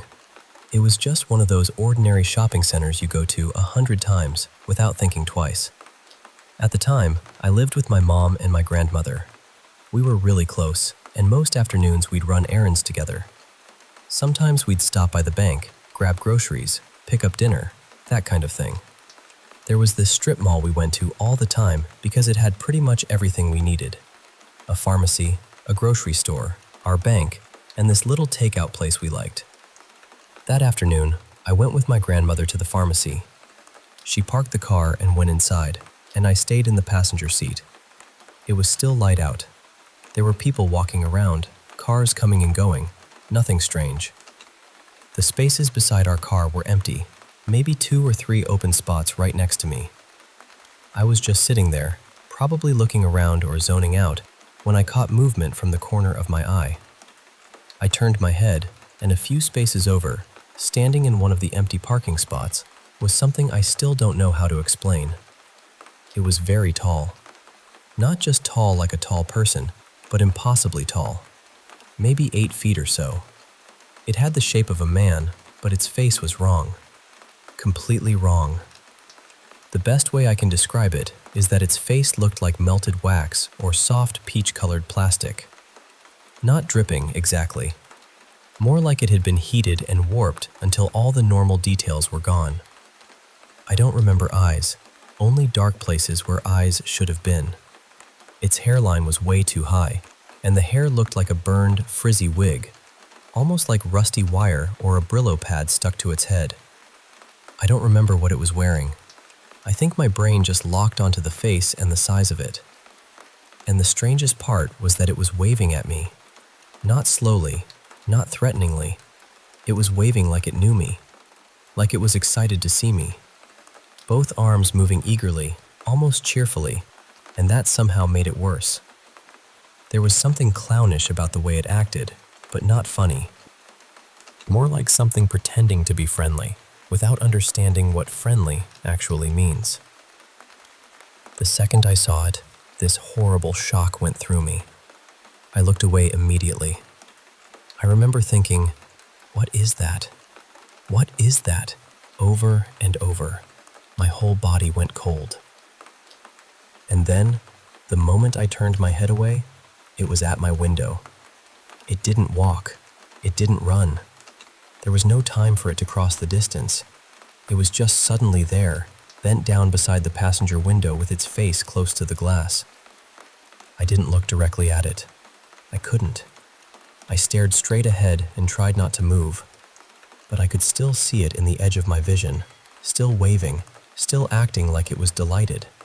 I had this awful feeling in my stomach, like the fear had weight to it. I was a teenager, so instead of screaming or doing anything sensible, I pretended to mess with the radio. I acted like I hadn't seen it. Like maybe ignoring it would make it go away. After a few seconds, I couldn't see it at the window anymore. I slowly turned my head, and it was gone. I locked the door right away. Then I checked the rearview mirror, looked through the side mirrors, looked around the whole parking lot from inside the car. Nothing. No tall figure walking away. Nobody ducking into a store. No costume, no person, no explanation. It had just vanished. That was when I started crying. Not loud, dramatic crying, just that shaky, frightened kind where your body reacts before you even know what to do with yourself. When my grandmother came back to the car, she saw immediately that something was wrong. I told her what happened while we drove home. She listened, and I could tell she believed that I was genuinely terrified. When we got back, I went straight to my mom and told her too. I was still crying, and she comforted me. They both believed me, but honestly, I could barely believe myself. For years, I had a hard time telling the story because I'd start tearing up just trying to describe it. It wasn't only that it scared me. It was the feeling of seeing something that looked real, solid and present, but also impossible. Something I knew was not a person. I've thought about it so many times since then. If I had seen something like that again later in life, I probably would have gone to a doctor just to make sure something wasn't wrong with me. But I've never had anything like that happen before or since. I wasn't on drugs. I hadn't been drinking. I didn't have any mental health issues. And I wasn't into occult things or horror at the time. I hadn't seen movies or internet stories that could have planted that image in my head. And this shopping center was not creepy. It was busy, normal, familiar. I had been there my whole life and never heard of anything strange happening there. We still went back there for errands after that, but I never sat alone in the car again. Even years later, my mom once asked me to go with her on a late-night pharmacy run, and I said no because it would be dark. I didn't want to risk seeing anything like that again. I know how strange it sounds. I know there isn't a neat explanation, but I also know what I saw. It was too tall to be a normal person. It moved too fast. It looked too real to be a ghost and too wrong to be human. And the part that still bothers me most is that it was smiling and waving, like it was happy I had finally noticed it.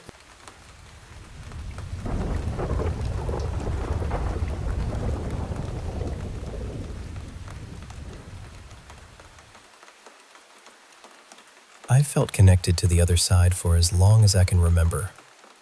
Even when I was very young, there was this quiet sense in me that the world had more layers than people talked about out loud.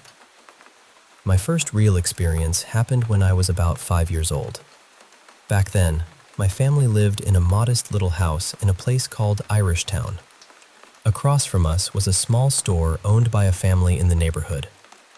People would stop in there for groceries, and sometimes we kids would go over to play pool or just hang around for a while. That family had a daughter named Dina. She was a little older than me, and I remember her clearly, though what happened that night is what stayed with me the most. It was cold, the kind of cold that seems to press against the windows. I was standing in the upstairs hallway of our house, looking out through the window. From there, I could see straight across into Dina's bedroom window. Then something went wrong in our house. The furnace made this terrible sound and blew out. My parents were worried right away, and everything around me felt tense and unsettled. But while all that was happening, I looked back across the way, and I saw Dina standing in her bedroom window. I couldn't see her face, not really, but I knew she was looking right at me. There was a blue light around her, soft but clear, almost like it was glistening in the dark. I stood there staring because I was trying to understand what I was seeing. Even at 5 years old, I knew something about it wasn't right. Then my parents called for me. They were too worried about the furnace for us to stay in the house, so we had to leave for the night. The next day, when we came back home, people were everywhere. Neighbors, townspeople, everyone seemed to be searching for Dina. She was missing. I tried to tell my parents what I had seen the night before, how she had been standing in the window with that blue light around her. I don't think anyone really knew what to make of it. People searched all over, but as far as I know, Dina was never found. The strangest part is that a faint blue ring remained around her bedroom window. Not just for a little while, for years. Much later, I was driving through the old town with my sister because we had to go somewhere in that direction. As we got closer, I asked her if she remembered what happened back then. She said she did. So I suggested we drive past the old house and look. I could feel myself getting anxious before we even arrived. When we slowed down in front of the place, I looked up at that bedroom window, and the blue was still there. The house was empty by then. Nobody lived there anymore. I remember wishing someone had been around, someone I could ask. I wanted to know if Dina had ever been found, or if anyone else remembered the window the way I did. Seeing it again brought everything back. That same strange feeling came over me, like the past had reached out and touched my shoulder. That was only my first experience with the supernatural. Things have continued to happen throughout my life, even up to the present day.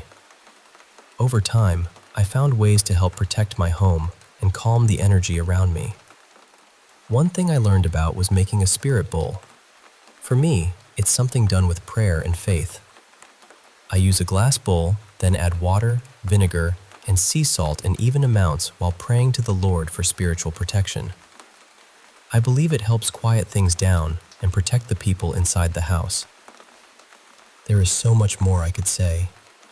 Some of it sounds hard to believe, but every word of it is true.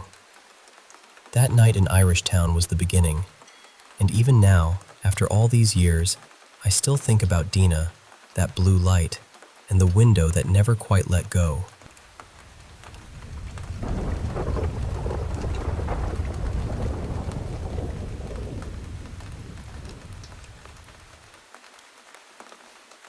So yesterday, my friend and I were walking through this huge old cemetery. The kind of place where the paths twist around so much that even when you've been there before, you still have to pay attention. We actually knew the place pretty well. We'd walked there plenty of times, and we weren't worried about getting lost ourselves. But I remember thinking that if somebody didn't know their way around, or didn't have a map, it would be really easy to get turned around in there. At one point, we were walking along one of the main paths, and I noticed an older woman coming toward us from a side path. She was maybe 100 feet away. We didn't think much of it at first. We just decided not to go down that way and kept moving forward.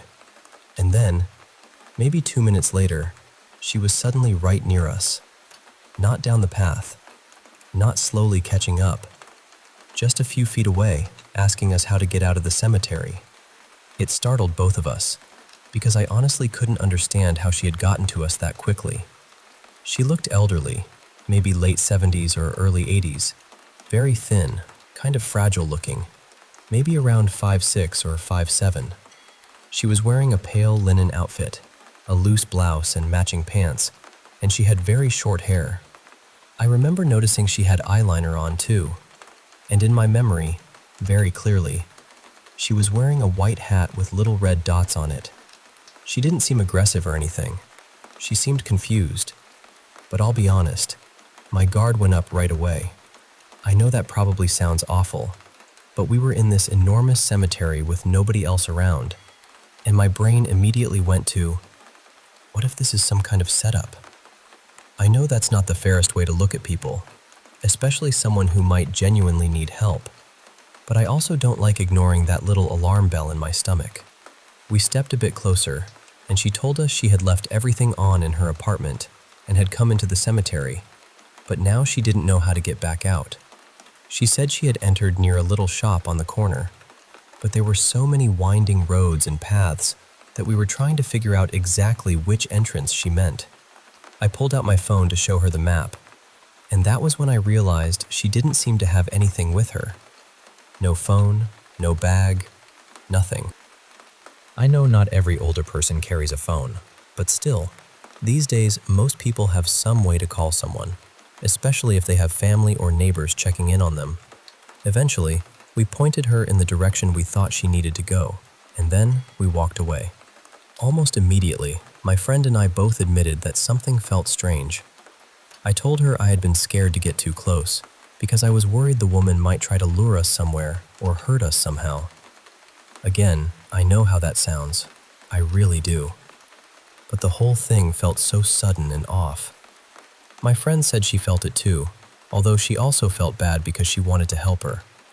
She just didn't want to offer to drive her in my car, and honestly, neither did I. As we kept talking, I said, she kind of looked like she had wandered away from a care facility or something. I couldn't really explain why. It was just the way she appeared, the confusion, the outfit, the fact that she didn't seem to have anything with her. My friend thought maybe she just lived nearby in the neighborhood and had wandered in, which honestly made more sense. But then, a few minutes later, it hit me. My grandmother had dementia, and she used to do things like that. She would leave the house and not know where she was, or how long she had been gone, or how to get back home. Once I made that connection, I felt terrible. So when we got back to my car, we decided to drive around and look for her. We drove through the cemetery a few times. We checked the paths near where she had been, the roads leading toward the exits, everywhere we could think of. But we couldn't find her anywhere. And that bothered me, because it really didn't seem like enough time had passed for her to get all the way out on foot. But we told ourselves maybe she had. Maybe she found the right exit. Maybe someone else helped her. Later that night, my friend came over, and we were telling my fiancé Marcus what had happened. I started describing the woman, and I mentioned the white hat with the red dots. My friend immediately stopped me. She said, "Wait, what hat?" I said, "The white one with the red dots." And she looked completely confused. She said the woman absolutely was not wearing a polka dot hat. In her memory, the woman was wearing a straw hat, like a light tan woven summer hat. I thought she was joking at first, but she wasn't. She was completely serious. And the weirdest part is that she was just as certain as I was. I can still picture that white hat with the red dots so clearly. I remember looking for it when we were driving around, scanning the cemetery for that exact hat. But my friend said she had been doing the same thing, only she was looking for a straw hat. Everything else matched. The woman's age, her clothing, her build, the short hair, the confused way she spoke. All of that lined up, just not the hat. And I know memory can be strange. I know two people can see the same thing and remember it differently. But this wasn't a tiny detail, at least not to me. It felt so specific. The whole thing has been sitting with me ever since. The way she appeared so quickly, the way she seemed lost, the way she vanished before we could find her again, and then this one detail that somehow split into two completely different memories. I don't know what to make of it. Maybe it was just our brains filling in the blanks in different ways. Maybe we were both anxious and remembered it wrong. Or maybe there was something about that woman and that place that was never going to fit neatly into an explanation. But I keep seeing her in my mind, standing there on that quiet path, asking us how to get out. And I still see the white hat.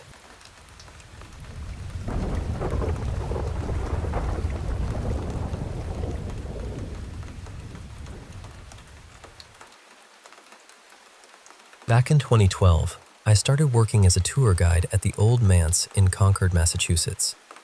It's one of those houses where history doesn't feel tucked away behind glass. It feels awake. The house was built in the late 1760s for Reverend Elias Emerson, the town minister, and it stands right near the North Bridge, where some of the first shots of the American Revolution were fired in April of 1775. Elias was also connected to the family line of Ralph Waldo Emerson, so the place already had this deep literary and revolutionary weight to it.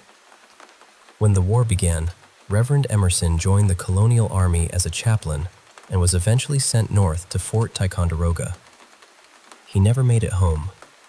He became ill and died in 1776, leaving behind his wife, Phoebe, and their children. A few years later, Phoebe remarried the new town minister, Reverend Ezra Ripley, and they raised more children in that same house. After Phoebe and Ezra passed, the home stayed in the family.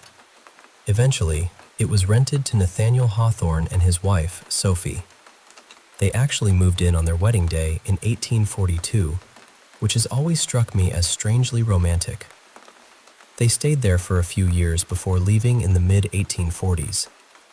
Later, another family member, Silas, moved in with his wife, Caroline.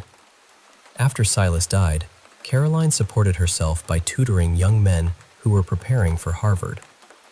She was brilliant, completely self-taught in languages, science, history, philosophy, mathematics, and law. She turned part of the house into a classroom, and, in a way, her presence still felt stronger there than almost anyone else's. By the time I worked there, the house had long since become a museum, and with a house that old, with that much life pressed into the walls, there were stories. The most common thing was the lights. At closing, we would go through the house and turn every light off.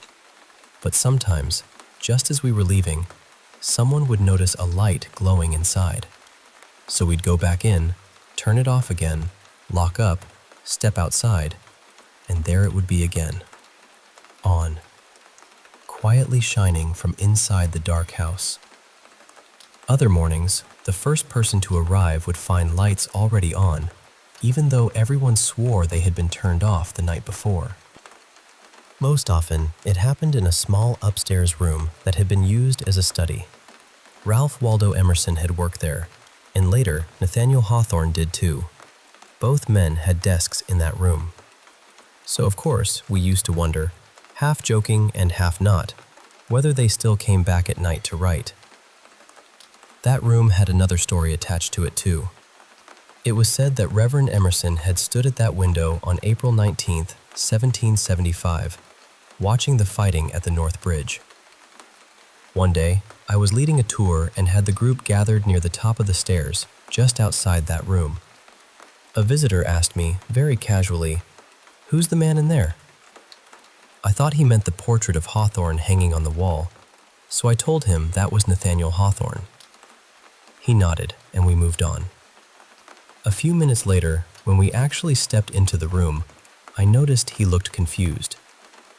Then I heard him quietly ask another guest, "Where did the man at the window go?" I asked him what he meant. He said he had seen a man standing by the window, looking out toward the bridge. He described him as wearing a wide-brimmed hat and a dark coat, the kind of thing a colonial-era minister might have worn. The thing is, no one had left that room. I had been standing right outside the whole time, and we didn't have costumed interpreters. There was no actor, no staff member, no hidden exit. Just an empty room, a window facing the bridge, and a man who apparently vanished before we walked in. But the moment I think about most happened on my very first day. I had come in early to fill out paperwork before the museum opened. There was only one other person there, my site manager, a British man named Martin. I went into the house to get things ready for the day and ended up standing in the room Caroline had once used as her classroom. I was alone. Then, from directly behind me, I heard a woman's voice say, clear as anything, "Tell me what you know." I turned around immediately. No one was there. There was nowhere anyone could have gone without making noise. The floors were old, the doors were loud, and the whole house had that creaking honesty old buildings have. You couldn't sneak through it easily. I went back to Martin and asked if anyone else was in the house. He said, "No, just us. Why?" So I told him what happened, and he didn't look surprised at all. He said that sort of thing happened now and then, especially to male staff members and volunteers, and almost always in that same room. I've thought about that ever since. Maybe it was Caroline, still testing the young men who came through her classroom. Maybe she mistook us for students trying to prove ourselves worthy of Harvard. Or maybe she just wanted to make sure we knew what we were talking about. Either way, I never gave a tour in that house casually again.